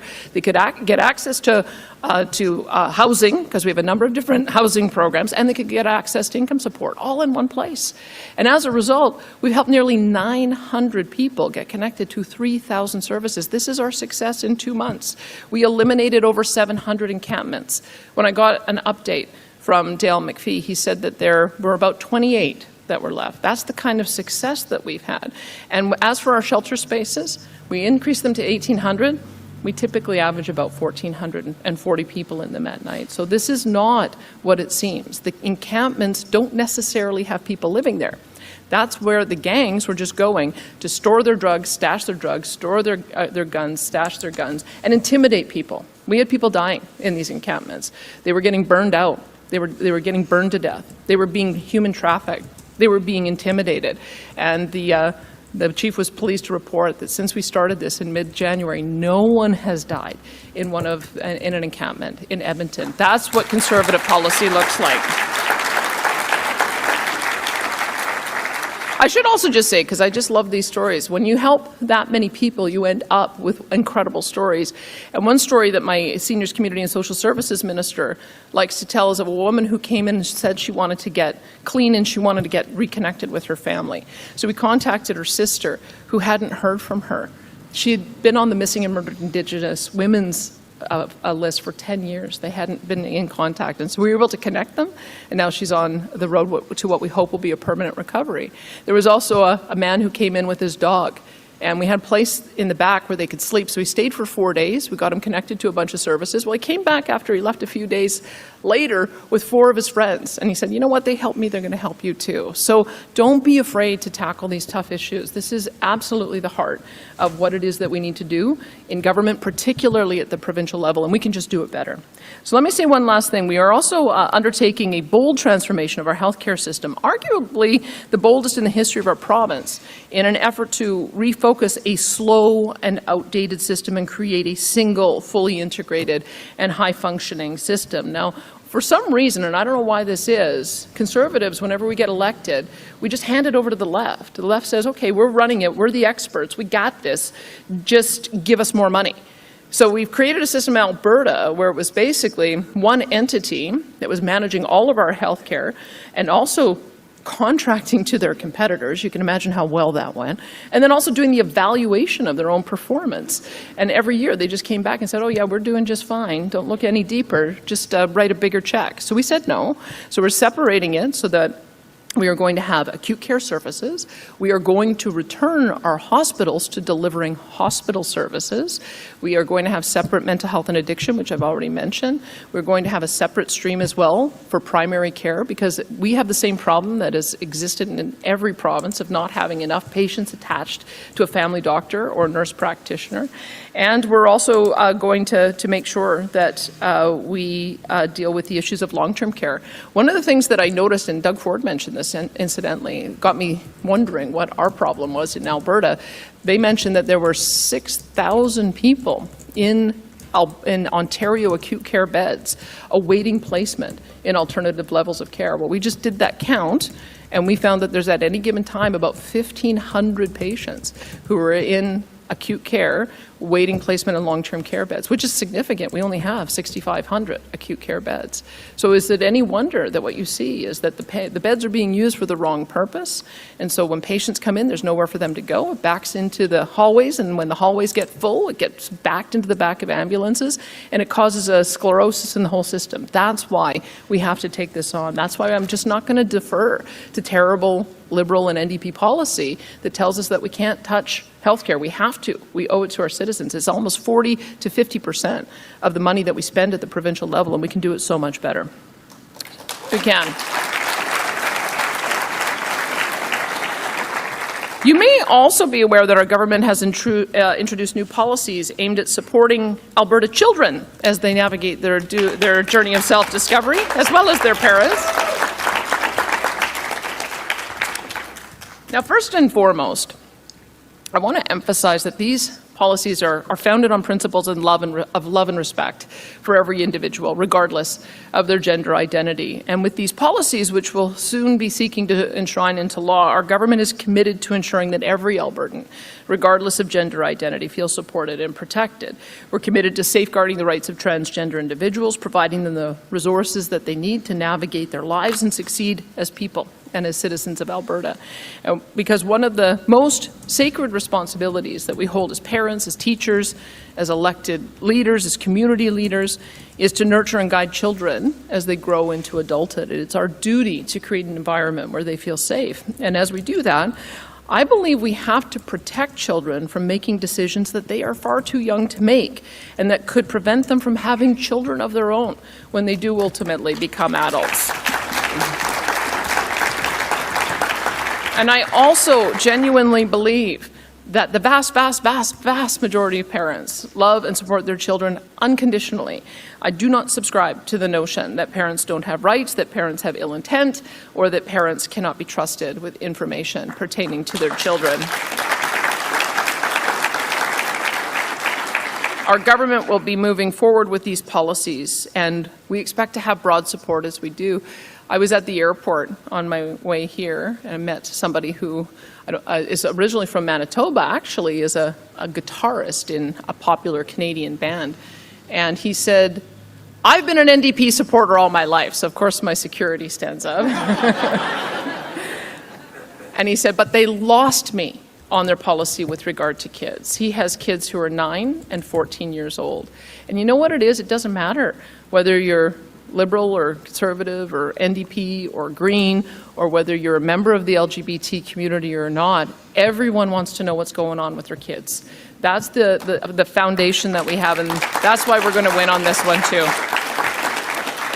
So as I mentioned, in Alberta, Conservatives aren't just balancing the budget, creating jobs, attracting investment, and keeping taxes low. I mean, we are doing that too, but we're also investing in people and communities and a diverse economic future with opportunities for all citizens. While we face a federal government that seems bent on making life harder and more expensive for Canadians, and Albertans in particular, we're listening and responding to the needs of Albertans. We're ensuring that Alberta remains a land of hope, opportunity, and freedom for all those who seek it. And despite what you hear from the Liberal NDP coalition and from the media, our efforts are working.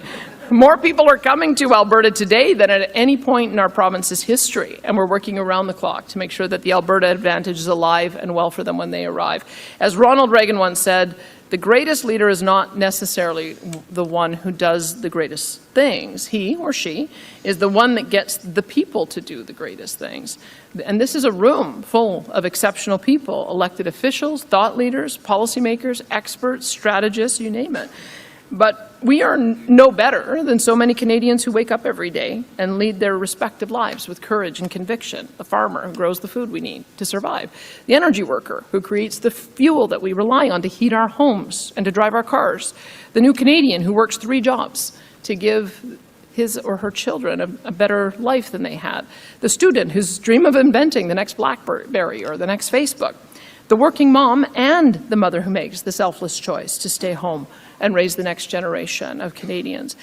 Canadians have the people, Canadian people have the potential to do anything, but it is up to us to create the right conditions for them to realize their potential and to succeed. As decision makers, let's keep that in mind, that our number one goal is to create those conditions, not for our own benefit, but for the benefit of others. The policies we are seeing out of the Liberal NDP coalition right now are the exact opposite of what I'm describing. These are policies that are all about limiting the potential of people. I had a friend who described to me the carbon tax. Her view of it is it's essentially a sin tax on productivity. Isn't it? Isn't that what it is when you think about it? It's a sin tax on productivity. But limiting what you can do, what you can buy, what you can drive, what you can produce, what you can keep for yourself, what you can dream of accomplishing, that is what they're doing on the Liberal NDP coalition. This is all about having a very real impact. This is already having a very real impact on our society and on our economy. The Bank of Canada recently said the need to improve productivity in Canada has reached an emergency level, stating, and I quote, "In an emergency, break the glass." Well, it is past time to break the glass. Bad economic policies and out-of-control spending from the NDP Liberal coalition have broken and demoralized far too many Canadians, but fortunately the people do still have hope. They have hope because they are seeing what we are doing in provinces like, as I mentioned, Alberta, Nova Scotia, Saskatchewan, New Brunswick, and they know that there is a better way. They are looking to Conservatives for policy solutions, and the good news is that we have the solutions. They're ingrained in who we are and what we believe. So let's move forward with courage and with conviction. Let's not let the media dictate who we are or tell our story for us. Let's tell our own story. Let's do it with compassion. Let's do it with conviction. And let's make life better for everyday people from coast to coast, who are the soul of this great nation and who embody the hope for our great future. And may Alberta and Canada remain forever strong and free.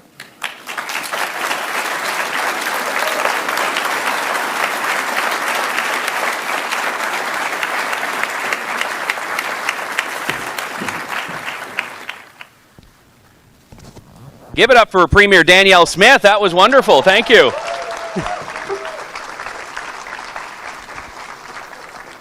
Don't let the media tell the story is the great cue for the journalist to come on stage, by the way. So thank you for that. Just to give a bit of disclosure, Premier Smith and I have known each other for many years. We used to work together in radio, and now I'm a podcaster and she's the Premier. So take from that what you will. But whenever Andrew would sub in for me when I was on the air, when I came back, I got a ream of texts saying, "Oh man, I like Andrew so much better. Can't we have him instead?" Yeah, I was her guest host, which I'd have to check the Constitution, but I believe that means I'm acting Premier in Alberta, because I've never formally been released from that. But you ended on the carbon tax, and I spoke about this a fair bit yesterday with Premier Higgs, who I'm glad was not tired of me after that interview, that he's returned.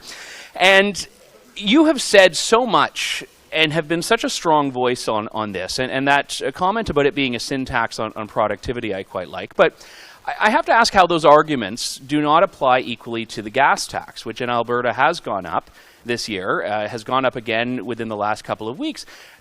It treats something that for a lot of Albertans is necessary, driving around, as though it's an elective choice. Well, you'll see that we added a tax on electric vehicles.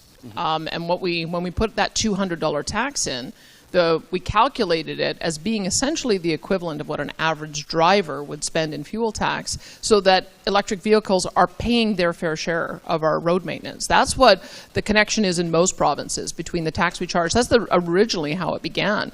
And then the federal government layered on their 10 cent a litre tax.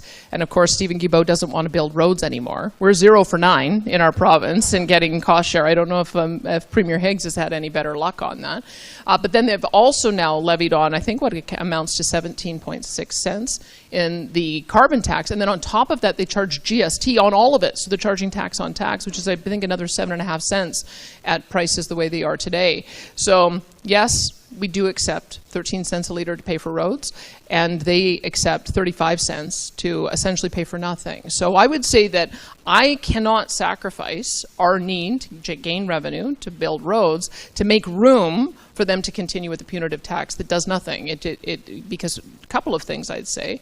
The argument that they make that it will encourage people to change behavior, they completely undermine, because Stephen Guilbeault admitted that the carbon tax isn't going to have an effect until 2060, which means we're all paying punitive taxes until then, and there really just aren't options. I was talked to any of the automakers and the auto dealers, that if you wanted to go out and switch to an electric vehicle tomorrow to avoid the tax, you couldn't, because there aren't enough of them being produced, and the infrastructure isn't in your home to do it, and the infrastructure isn't there for public charging station to do it. Hydrogen vehicles as well. We have 100 of them in Alberta. We've got a 5,000 car challenge, but if you wanted to go out and buy a hydrogen zero emissions vehicle, you couldn't, because they're not producing enough of them. If you wanted, in my province, where I think 90% of the homes are heated with natural gas, if you simply couldn't switch to a heat pump because they don't work in minus 35, and you can't get insurance if you do without having a backup of some other type of heating. So all it is then, if there isn't a reasonable way to switch to an equal or lower cost option, then all it is a punitive tax on consumers. That's the reason why they're different. But when the Alberta, fair. But when the Alberta government offered fuel tax relief, those issues you described were still there, and it was a recognition that life was unaffordable. And unaffordability comes in layers. There's inflation, carbon tax, fuel tax, general cost of living. So the crisis of affordability is still there. Well, let me say, when we brought through our relief program, our gas prices in our province were $1.89. So our tax is 13 cents. So that would have taken it down from $1.89 down to $1.76, and right now today gas prices in Alberta are $1.58. So we will continue with our program that when oil prices go beyond $90, we'll take that tax off again. In fact, I'd love to see the federal government do the same. Make it variable, so that when the prices get up above a certain level, we're all paying more because of that. Take the tax off at that point, so that you're not adding to the problem. And I should mention that we remain, along with Saskatchewan, the second lowest in the country in our overall price of fuel. Manitoba followed our lead, reduced the carbon tax, or took their fuel tax off after Wab Kinew got elected. But the other provinces, I think British Columbia, who are the poor souls from British Columbia facing $1.98? They couldn't afford to fly here, actually. That's why there aren't more of them. That's why. So I would say we are trying to be variable, because we also have to run a balanced budget. And that's the first promise that I made to Albertans. And that extra 4 cents a litre that we added back on just on April the 1st, that's the difference between us running a $400 million surplus or not. So when those additional revenues come in, absolutely. Our strategy is to give the money back to Albertans. A couple of nights ago, Boris Johnson was on this stage with Tony Abbott, and they had a spirited discussion on climate policy. And Boris Johnson had made a comment, which some people have asked me about, and I wanted to get your thoughts on, that basically it's Pascal's wager. So we should accept that, maybe global warming's a big hoax, maybe it's an existential threat, but it is, he said basically there are no costs to acting as though it is something that is a grave and pressing threat. And then I noted, I think it was yesterday on Twitter, Stephen Guilbeault had met Boris Johnson and was praising him, which is inherently the endorsement you don't want. But I reject that premise, and I assume you do, Premier, as well, that going along with this, and to be frank, going along with what Boris Johnson's government did in the UK, is without cost. Well, if you try to accelerate things, as Stephen Guilbeault wants to do, net zero power grid by 2035, net zero vehicles by 2035, net zero homes, that's the new approach. You think this accelerator fund is altruism? It's not. They want net zero homes, which I think will ultimately mean no one's allowed to hook up to natural gas. You all have to have heat pumps. You're not allowed to be able to have electricity that comes from an emitting source. That's where I think they're going with that. So I'm already, if you can imagine, what's it going to cost you to buy a new car? What's it going to cost you to change out your home heating? What are the extra costs associated with building net zero construction? What's the cost associated with taking all of our home heating off of the natural gas system and putting it onto the electrical grid. One of our leaders in Alberta says that's a $70 billion cost. What's the cost associated with upgrading our grid so that you can plug in more than 2 Just electric waiting for a vehicles question at a home? period. Not Because sure if if there's put going to 2 be one. I can't vehicles find one. on a 12-home city block, your transformer will blow. So you need to upgrade your transformer, which is $40,000. And that right now is going to the cost of the third guy who ends up buying the electric car. So how much is that? Transformed over our entire system, probably hundreds of billions, if not trillions of dollars. I think it was $1.6 trillion, in fact, that was estimated to implement the Guilbeault vision of everything being on the power grid, your car, your heating, as well as current electricity from all sources, including industrial, and then having all of that be from non-emitting sources. So yeah, it's very costly when you're trying to do that. Now, the approach I would take is I have no problem with a transition away from emissions. We do this all the time. We found clean ways to be able to take sulfur dioxide out of coal plants so that we could have address issues of acid rain. We found ways to find an alternative for chlorofluorocarbons to address ozone. And I believe that we're already seeing with carbon capture, utilization, and storage and some of the incredible mines that we have that we'll be able to find a way to capture the CO2 and turn it into useful products, which has been the history of our industry. But it is a transition away from emissions. It is not a transition away from the production of oil and natural gas. A barrel of oil provides 6,000 different products for us now. How are we going to be able to have lubricants? How are we going to be able to have petrochemicals? How are we going to be able to have food-safe materials? How are we going to be able to have medical safe materials if we don't have petrochemicals? How are we going to have roads to drive our zero emissions vehicles on because they're made of asphalt, which comes from the bitumen that is produced in Alberta? So the approach that I believe the left is taking is defeatist. It doesn't look at the incredible innovation that we have, the brilliant minds that we have, who are able to take what are traditional waste streams and turn them into something valuable. And I see Michael Binion is here too. He has done some great work in elevating and showcasing. Same with Second Street. I don't know if Colin Craig is here. Elevating and showcasing the kind of products that are being made out of CO2. So in my province, Heidelberg is a cement company that is going to take the CO2, embed it in their cement, and make a stronger concrete. And there'll be the first net zero cement plant in the entire world. Dow Chemical has, yeah, truly. Dow Chemical is taking the CO2, working with a company called Linde. The Linde is creating hydrogen, and then they're burying the CO2. They'll be the first net zero petrochemical plant. And then on top of that, we've already got Air Products, which is taking the CO2, burying it, and doing net zero hydrogen. That's what an emissions-reduced world looks like. But all of that takes time. You cannot snap your fingers and have innovation. But I think it's our job as government to champion what it is the industry is doing, to support them so everybody knows that there's a different way of doing it. Like, that's the theme. The guys on the left have a single-minded approach to how they want to do things. They identify a problem, they propose solutions that make it worse, and then they fearmonger that, oh, look at those guys on the other side, they want to do nothing at all. Couldn't be further from the truth. We identify the problem, we identify solutions that will actually work, and then we support our industry and those nonprofit players that we believe will get there. Making it worse is actually the headline of the broadband conference just down the road there. Well, you said energy transition, so I guess transition is a logical segue to the next topic here.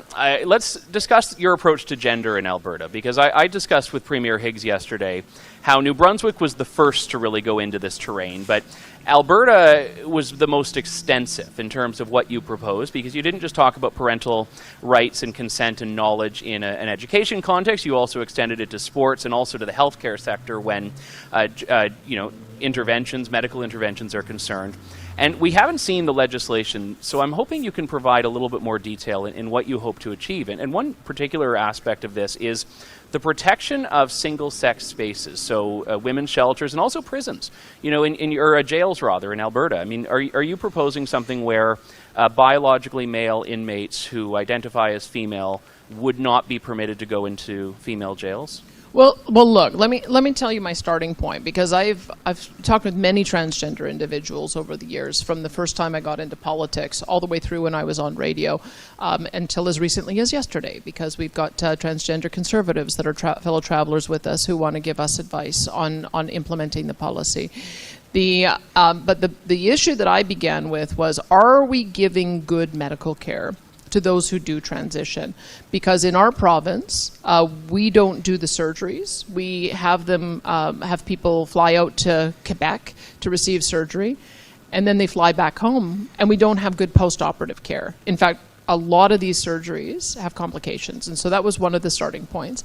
Those who have decided to transition as well need lifelong support for hormone treatment, and also lifelong support for the consequences that might happen of doing that transition. And so then so that's where it began, is how do we give good medical care for those as adults who make that transition? But then you have to have the conversation: at what age is the right age to make those decisions? And if you look at Dr. Hilary Cass, the Cass report was just released in the UK. And she was it's the most comprehensive review of the medical literature and the science behind this. And what she discovered, quite frankly, is there isn't very good science. So notwithstanding what the left like to tell us, there isn't good long-term data about how many kids go on puberty blockers and whether it impacts their future fertility and at what age. There isn't long-term information about what happens to those kids by the time they reach 25. Do they continue with the transition? Do they detransition? They don't do that kind of study. And so they've said, let's take a pause. We're not going to assign puberty blockers as a matter of course, and we're going to be a lot more deliberate in going through and making sure that you're part of a medical team when those decisions are made, as well as that there's long-term studies on it. So we're watching what the emerging scientific evidence is in the world. This is science. The left says they believe in science.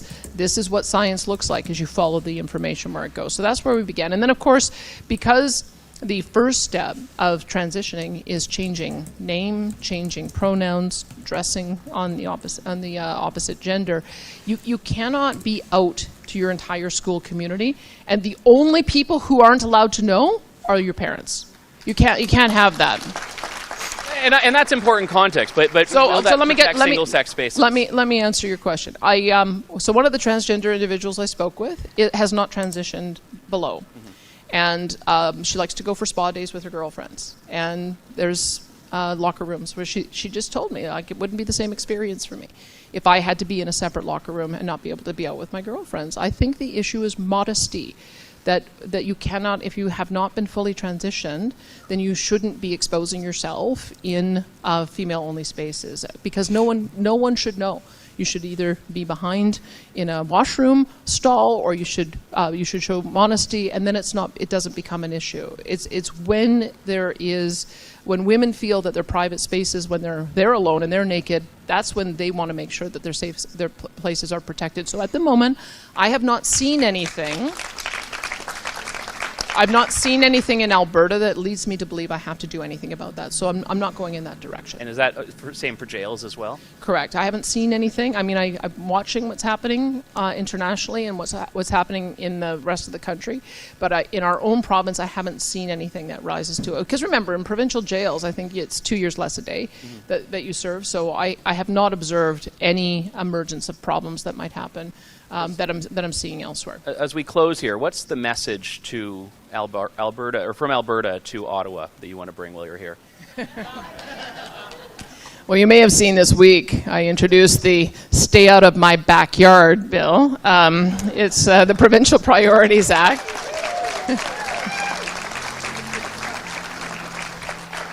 My message to Ottawa is that federal politicians, and the Prime Minister in particular, should do his job and stop trying to do my job. That's what the message is. And I don't know if Premier Higgs would said the same thing, but when we meet as premiers, the really interesting thing is it doesn't matter whether it's NDP or Liberal or Progressive Conservative or UCP or Saskatchewan Party. We all come from different parties and different perspectives, but we are united in that the federal government should stay focused on the things which they need to do. There's lots of things they need to do. They need to shore up national defense so that we're not an international embarrassment. They need to make sure that our foreign policy is aligned with our allies instead of our enemies. They need to make sure that they're expanding international trade so every single one of our 10 provinces and territories can get our product to market. They need to build critical infrastructure like the Trans Mountain Pipeline, which is going to be getting to the finish line. That is the kind of things that they should do more of. They should be building ports. They should be building rail lines. They should be building highways, Stephen Guilbeault. They should be making sure that they are living up to their obligation and their treaties with First Nations. They should be funding healthcare on reserve, mental health and addiction treatment on reserve, water on reserve, building out economies on reserve. They should make sure that the value of our dollar is not diminishing internationally. They should make sure that they can process passports efficiently. They should make sure that the Pearson Airport is a lovely experience to go through, and that all of our airports are operating efficiently. There is no shortage of things that the Prime Minister can do. It's not a boring job.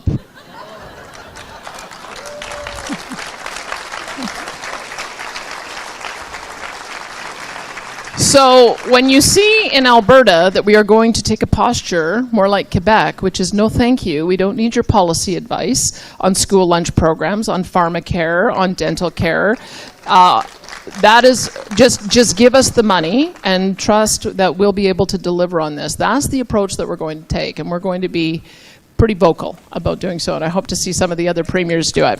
Premier Danielle Smith, thank you very much. We'll now like to welcome up Corey Tonight to say a few words here, but thank you, Premier.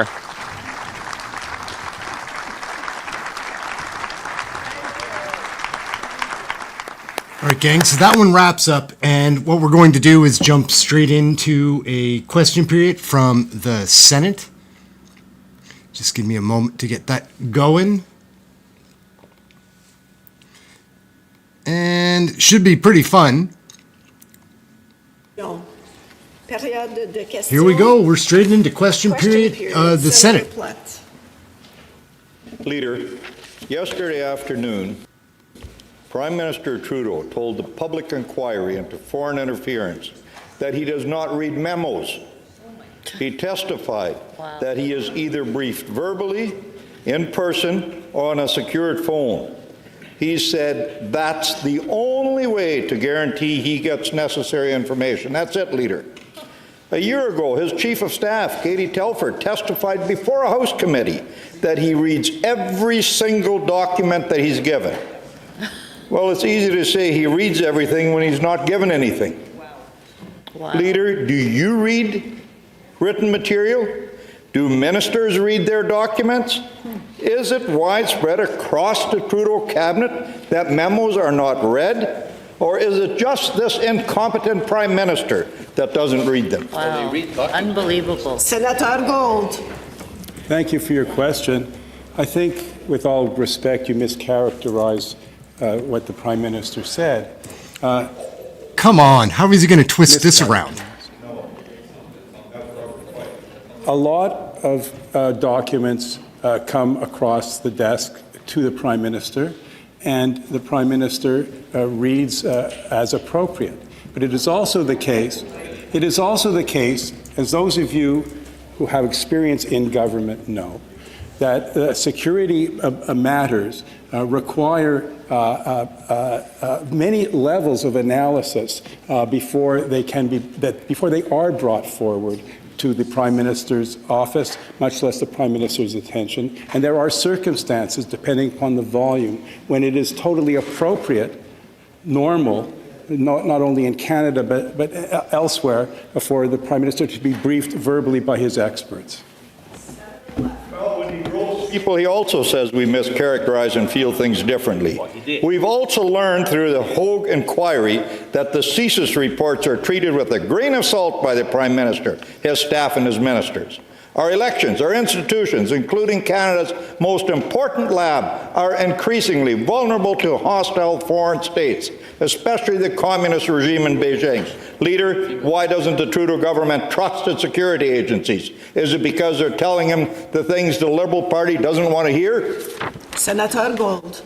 government has enormous respect and trust in our institutions, but anybody with any experience in security matters or has worked within intelligence or taken the time to understand how it works understands that pieces of evidence and information that come forward have to be combined with others, and not every piece of information that's gathered by field agents or in CISAs is necessarily going to be treated with the same level of seriousness, and that's the nature of the intelligence and the information that's gathered. Senator Batters. Senator Gold, after 8 years of Justin Trudeau's leadership, everything is broken, including your judicial appointment process. At least 5 serious criminal cases were thrown out just in Toronto since last December, quote, due to delays caused by the federal government's failure to promptly fill empty spots on the bench, unquote. Those cases included human trafficking and 2 child sexual abuse cases. Last May, the Chief Justice of the Supreme Court of Canada took the extraordinary step of warning Prime Minister Trudeau of this exact scenario if his government didn't appoint judges more quickly. Ontario Superior Justice Code's recent ruling called the Trudeau government's seeming inability to appoint judges, quote, an embarrassment to the administration of justice. Federal judicial appointments are the one part impacting court delays that the Trudeau government alone directly controls. So when will they finally stop shirking their duty, pointing the finger, and do the job Canadians expect? Appoint judges so justice can be served. Senator Gold. Thank you for your question. This government has made more judicial appointments than any other previous government in Canadian history, continues to appoint judges at an unprecedented pace. There are more judges sitting in Canada today than ever before in Canadian history. The government of Canada has made 100 judicial appointments last year, a number never obtained by any previous government. Government cares deeply about filling these positions and in providing justice in our system. That's why it has funded 116 new judicial positions since forming government. That means, of course, there are more positions to fill, but make no mistake, colleagues, there are more judges sitting today in Canada than ever in history. There are indeed multiple factors that contribute to court delays, and the government has called upon all players, including provinces and territories, to do their part to assist. Senator Batters. I've challenged the Trudeau government Batters on is this pretty failure for tough. 7 years. Judicial vacancies have continued to climb, with now 65 positions unfilled. This fake feminist government touts their process and female judicial appointments, but now it's largely female victims being denied justice for the horrific crimes they've suffered. Judges are even ruling that the prime reason for these serious criminal charges being dropped is this government's failure to appoint judges. When will your government fill these vacancies to stop dangerous criminals being freed? Senator Gold. It is always regrettable that there are vacancies in judicial positions that have the effect of triggering the principles the Supreme Court outlined. But again, the government has appointed more judges, continues to work diligently, and will continue to do so. Senator Petton. My question is to the government representative in the Senate. Senate Goal, as senators in this chamber are likely aware, our Standing Committee on Fisheries and Ocean is working on a draft report on Canada's seal populations and their effect on Canada's fisheries. Our committees heard from Minister Laboutier on ways to promote our sealing industry against the backdrop of misinformation and disinformation spread by some so-called animal rights organizations, including by marketing seals as a delicacy, as we did previously with lobster. What is the government doing in order to support this vital industry in my province and to Canada as a whole, and to counter the dangerous rhetoric in these campaigns? Senator Gold. Well, thank you for the question, and thank you for the work that the committee is doing to address this important question. The government understands very well the importance and as well the harm that can come to communities from unless the question of how the seal population is managed is done properly, sensitively, mindful of the economic consequences of those decisions, understanding of the historical role of the sealing industry to communities, First Nations and others, and also mindful of the impact that certain populations may have on fish stocks of other species. It is a delicate but important balancing act that the government is continuing to work diligently on and looks forward to the report of the committee. Senator Petten. Senator Gold, this idea to market seals as a delicacy has prompted backlash, and the IFAW has put out a news release stating, since the 1990s, Canada has wasted hundreds of millions of dollars trying to revive the commercial sealant. Most Canadians are struggling to make ends meet, and they don't want to see their tax dollars spent on harm to native wildlife. What is your response to this clear misrepresentation of the facts? Senator Gold. Well, Senator Petten, thank you for your question. I'm really not in a position to offer a government's response to that, but once again, I think the government looks forward with interest to the study that the committee will be doing. As a former member of the committee, I can vouch for the quality and seriousness of its work, and government looks forward to receiving all the recommendations. Senator Pate. Thank you, Madam Speaker. Senator Gold, on February 26, I asked how Correctional Service Canada spent some $46 million earmarked for external mental health. So, sorry, gang, I'm just going to show you something right quick that I don't know what to do about this. So, what we have here is, here, I'll show you quickly. Here we have the sitting schedule. So they're supposed to be sitting today. It's April 12th, you can see right here, that's what's going on. And also, I know this, on Fridays, they're supposed to start, you can see this up here. So that's a little bit small, but, so you can see on Fridays, they're supposed to start at 11:15 Eastern Standard. I don't know what's up. So that's why we're not watching a question period from the House of Commons. And I cannot find anywheres online. Beds, given that no new beds were contracted giving and us that an corrections had explanation. not responded to Senate committee questions about this funding. Just wanted to explain. On February 28th and 29th, barely 2 weeks after appearing to reaffirm the existence of this funding to the Human Rights Committee, Corrections wrote to the Legal and Finance Committees that they had actually received no such funding. Thank you, Senator Gold, for the inquiries that you made. They're well appreciated.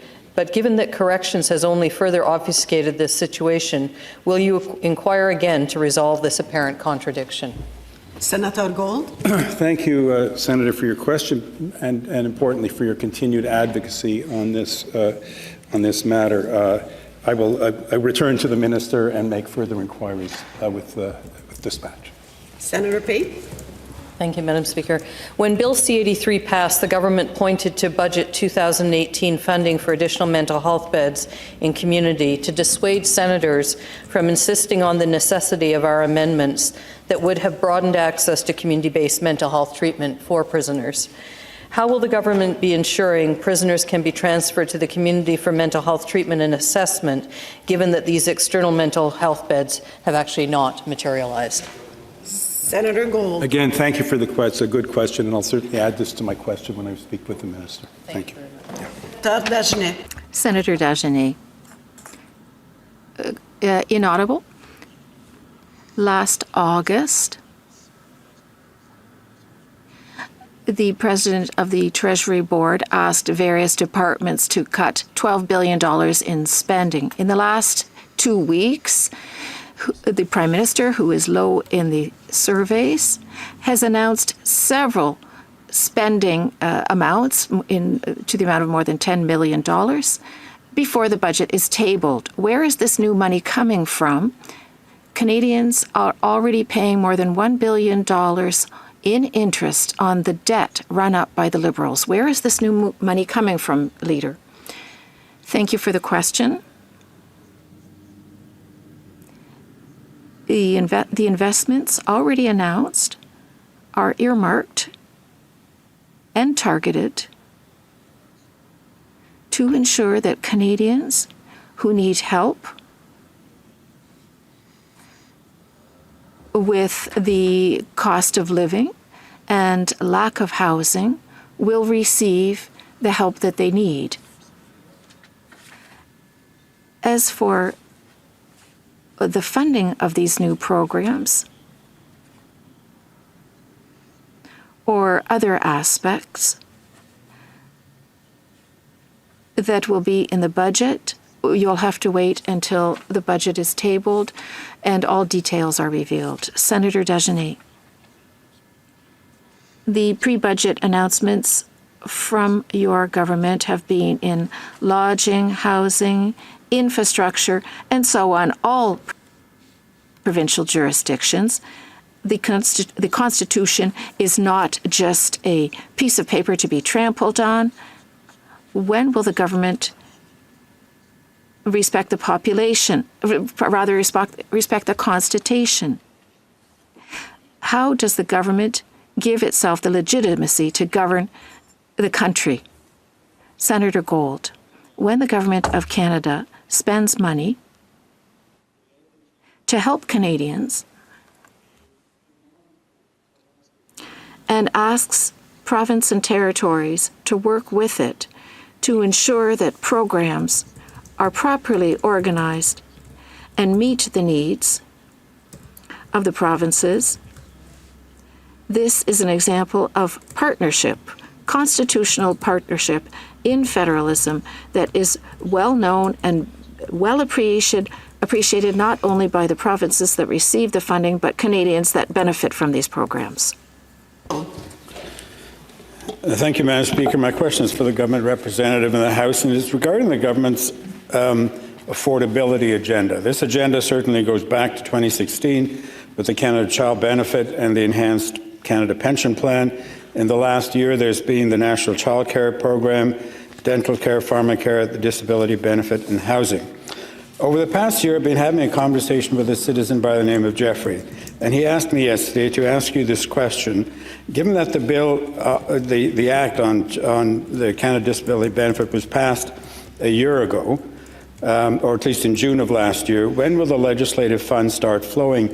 And I wonder if you could provide this information for Jeffrey and for others who might find the federal system rather opaque to understand as to how these things happen. So in a general way, once an act is passed, how do you get to making the funds flow? Senator Gold. Thank you for your question, and through you to Jeffrey for his interest. I've answered in this chamber on several occasions that I'm not in the position to provide information with regard to the disability benefits under the Act that we passed. There are many steps, as senators know, and whoever is watching, that include, in some cases, the regulatory process, in other cases, work with stakeholders, and in other cases with provinces and territories. And generally speaking, though it may appear opaque to observers, the fact is that it's important for when governments pass, when legislatures pass laws, that they be implemented carefully, responsibly, prudently, and that is what this and all governments ought to do. Senator Cardozo. Thank you, Madam Speaker. My supplementary is on another aspect of affordability, and that is housing. The Premier of Alberta has said that it is overreach when the federal government signs contracts with municipalities. Senator Gold, do you see a path to making these contracts with municipalities while working with provinces in doing that? Gold? Well, again, here we confront the challenges of cooperative federalism.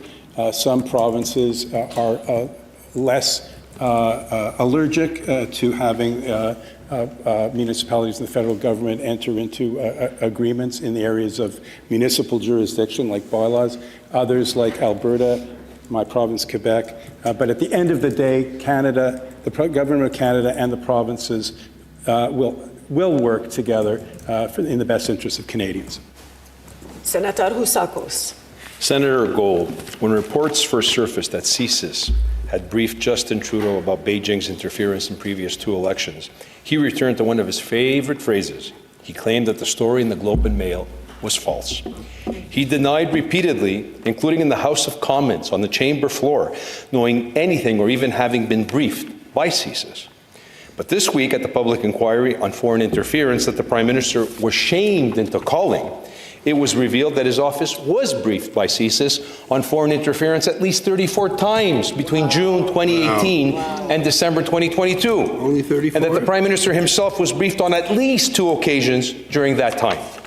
My question is simple, Senator Gold. Why did the Prime Minister lie about those briefings? Why did he lie to the Canadian people? And why did he lie on the floor of Parliament? And what else has he lied about in regards to this file? Senator Gold. Senator Housakis, thank you for your question, but you are not, in fact, stating facts that are correct. I don't think he's thankful for the question. The Prime Minister testified I don't think he's being under sincere. oath, and there is a difference between the Prime Minister's office being briefed and the Prime Minister being briefed. And that came out very clearly in the public inquiry, which is an important institution in our Parliament of Canada. We heard from Madame Charette, and I don't have time to quote, but it's in the public record. We heard from Jeremy Broadhurst.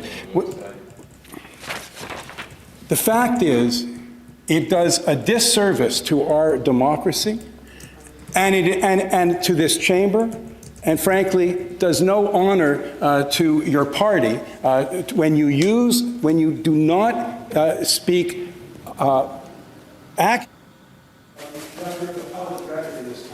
Senator Housakis.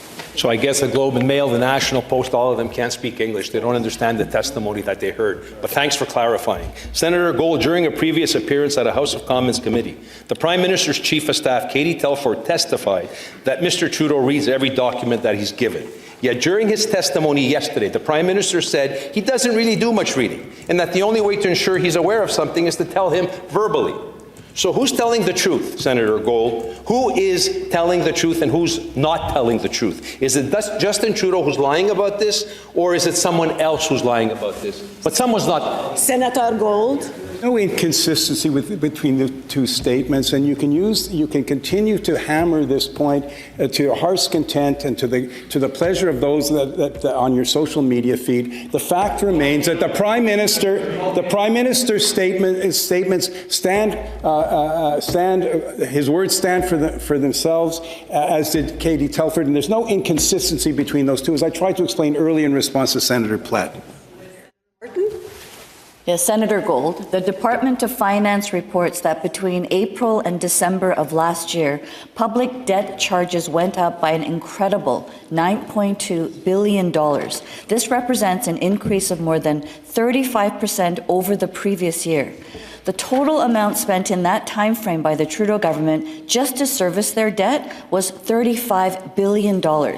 This fiscal year, Canadians will see more of their tax dollars spent to pay the interest on the Trudeau government's massive debt than on health care. Leader, why does the Trudeau government think that's appropriate? Why not just fix the budget and get your spending under control? Hear, hear. Senator Gold. Thank you for your question.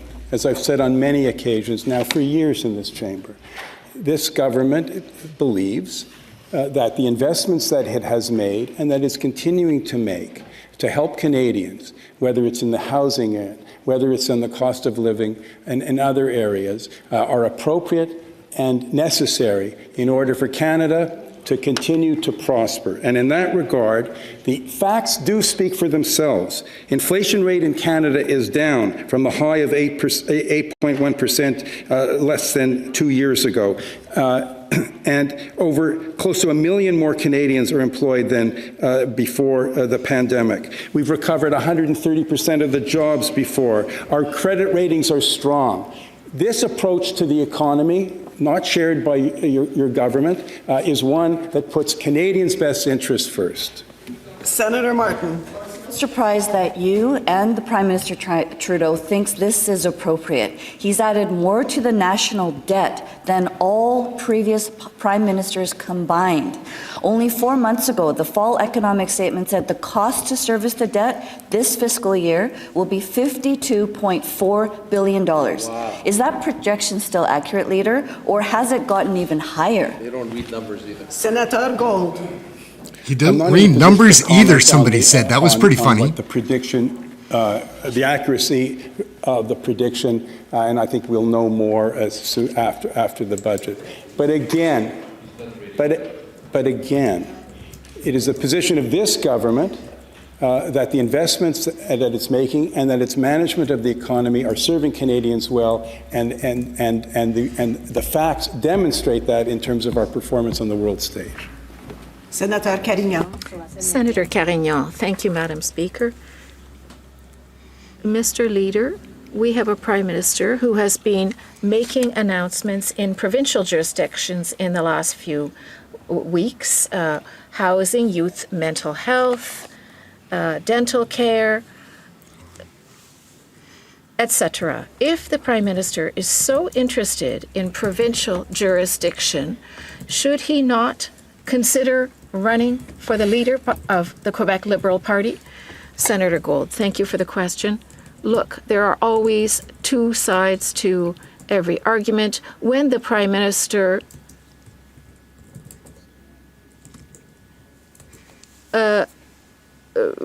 underscored in the other place and here as well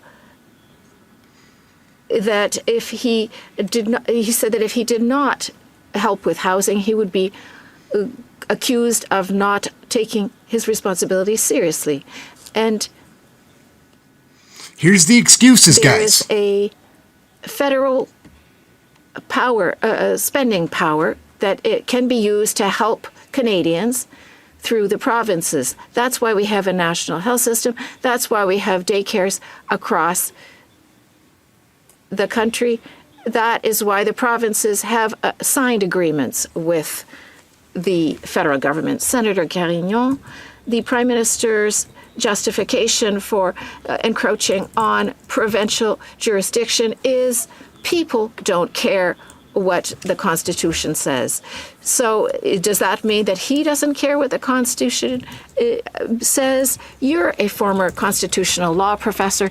Is it worthy of a Prime Minister of a country to say such a thing in a country where this is we have the rule of law? The Canada,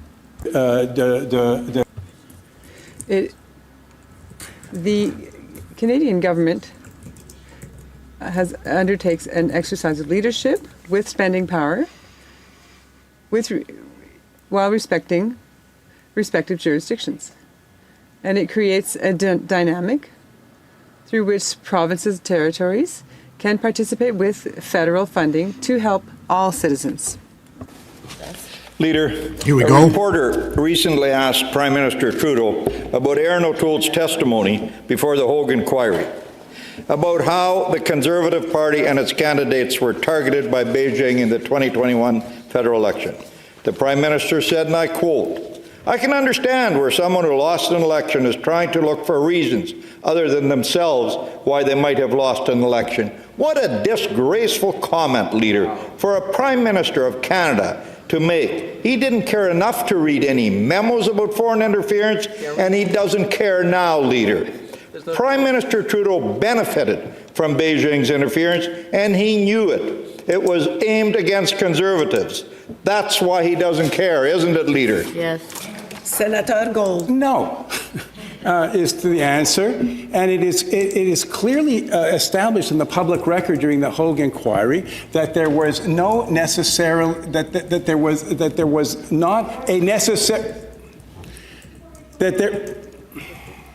It was clearly established in public testimony that there were divergent opinions as to who were targeting, that there were efforts to interfere. Clearly there were. And the inquiry is bringing to light important lessons that I hope this government and future governments will learn about how to process information and make sure that we have a system. This is the first government to put into place systems to properly assess this information and brief it.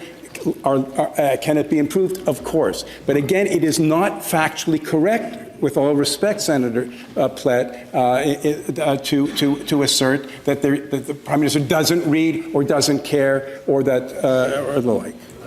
Senator Plett. It is factually correct, Leader, that the Prime Minister defied the House 4 times and he sued the Speaker to keep documents hidden. He brushed aside Beijing's donation to the Trudeau Foundation. Factually correct. He fought tooth and nails against a public inquiry. Factually correct. He made up a rapporteur to legitimize his cover-up. Factually correct. Is this our Prime Minister concerned about Foreign Interference Act? It's not. He's not worth the cost of democracy. Absolutely. Senator Gold. Gold looks like he's having a bad day. In the competition between slogans, rhetoric, repeated over and over again, I cannot compete with facts, except to say again, this government put into place an inquiry and systems, and Canadians and Canadian democracy will benefit from the steps that have been taken.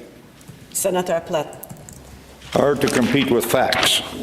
Leader, common sense conservatives stand in solidarity with the people of Hong Kong and against the erosion of their democracy and civil rights by the PRC. A petition is being delivered today to the Trudeau government by the Hong Kong Pathway applicants. They are deeply concerned about the long delay in processing permanent residency applications. As of January, the backlog stood at over 8,000 cases. As a direct result, some individuals have already lost their jobs and health care. Children have been unable to attend school, and some spouses have been forced to return to Hong Kong. Leader, Canada promised to help these people. What is the Trudeau government doing to address this backlog before it's too late for these families? Senator Gold. This is a serious problem, and I thank you for your question. The government, as you would know, extended the deadline for applications, and my understanding is put in additional resources in order to address the question of backlog. Senator Platt. I've had questions on the order paper about Hong Kong that have gone unanswered for almost 2 years. Is anybody reading them? These individuals can't wait that long for the Trudeau government to do its job, Leader, and process their applications, especially as the situation in Hong Kong continues to deteriorate. Leader, do you commit to tabling in the Senate a real answer from Minister Miller to my questions, and do so quickly? Senator Gold. I will certainly make inquiries as to the status of your question and next time that I speak to the Minister. Time for question period has expired.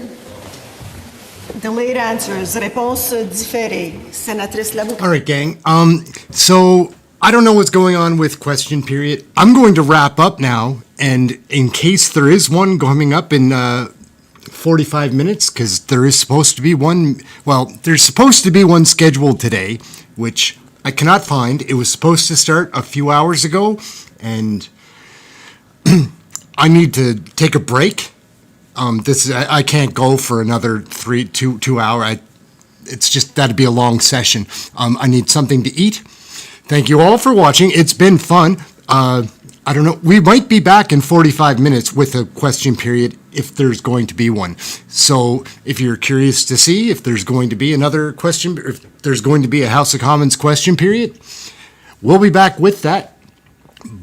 But I need to take a quick break here and I don't want to just not be on screen when I'm running. So need to get something to eat. And if there is a question period today, which I don't know, we'll be back if there is one. If not, we'll be back another time. Thank you all so much for watching. It's always fun. That's it. If I missed saying hello to anybody coming in, getting a lot of complaints that I'm speaking too much, so a lot of that's going to have to be typing, or maybe schedule it for the end of the show.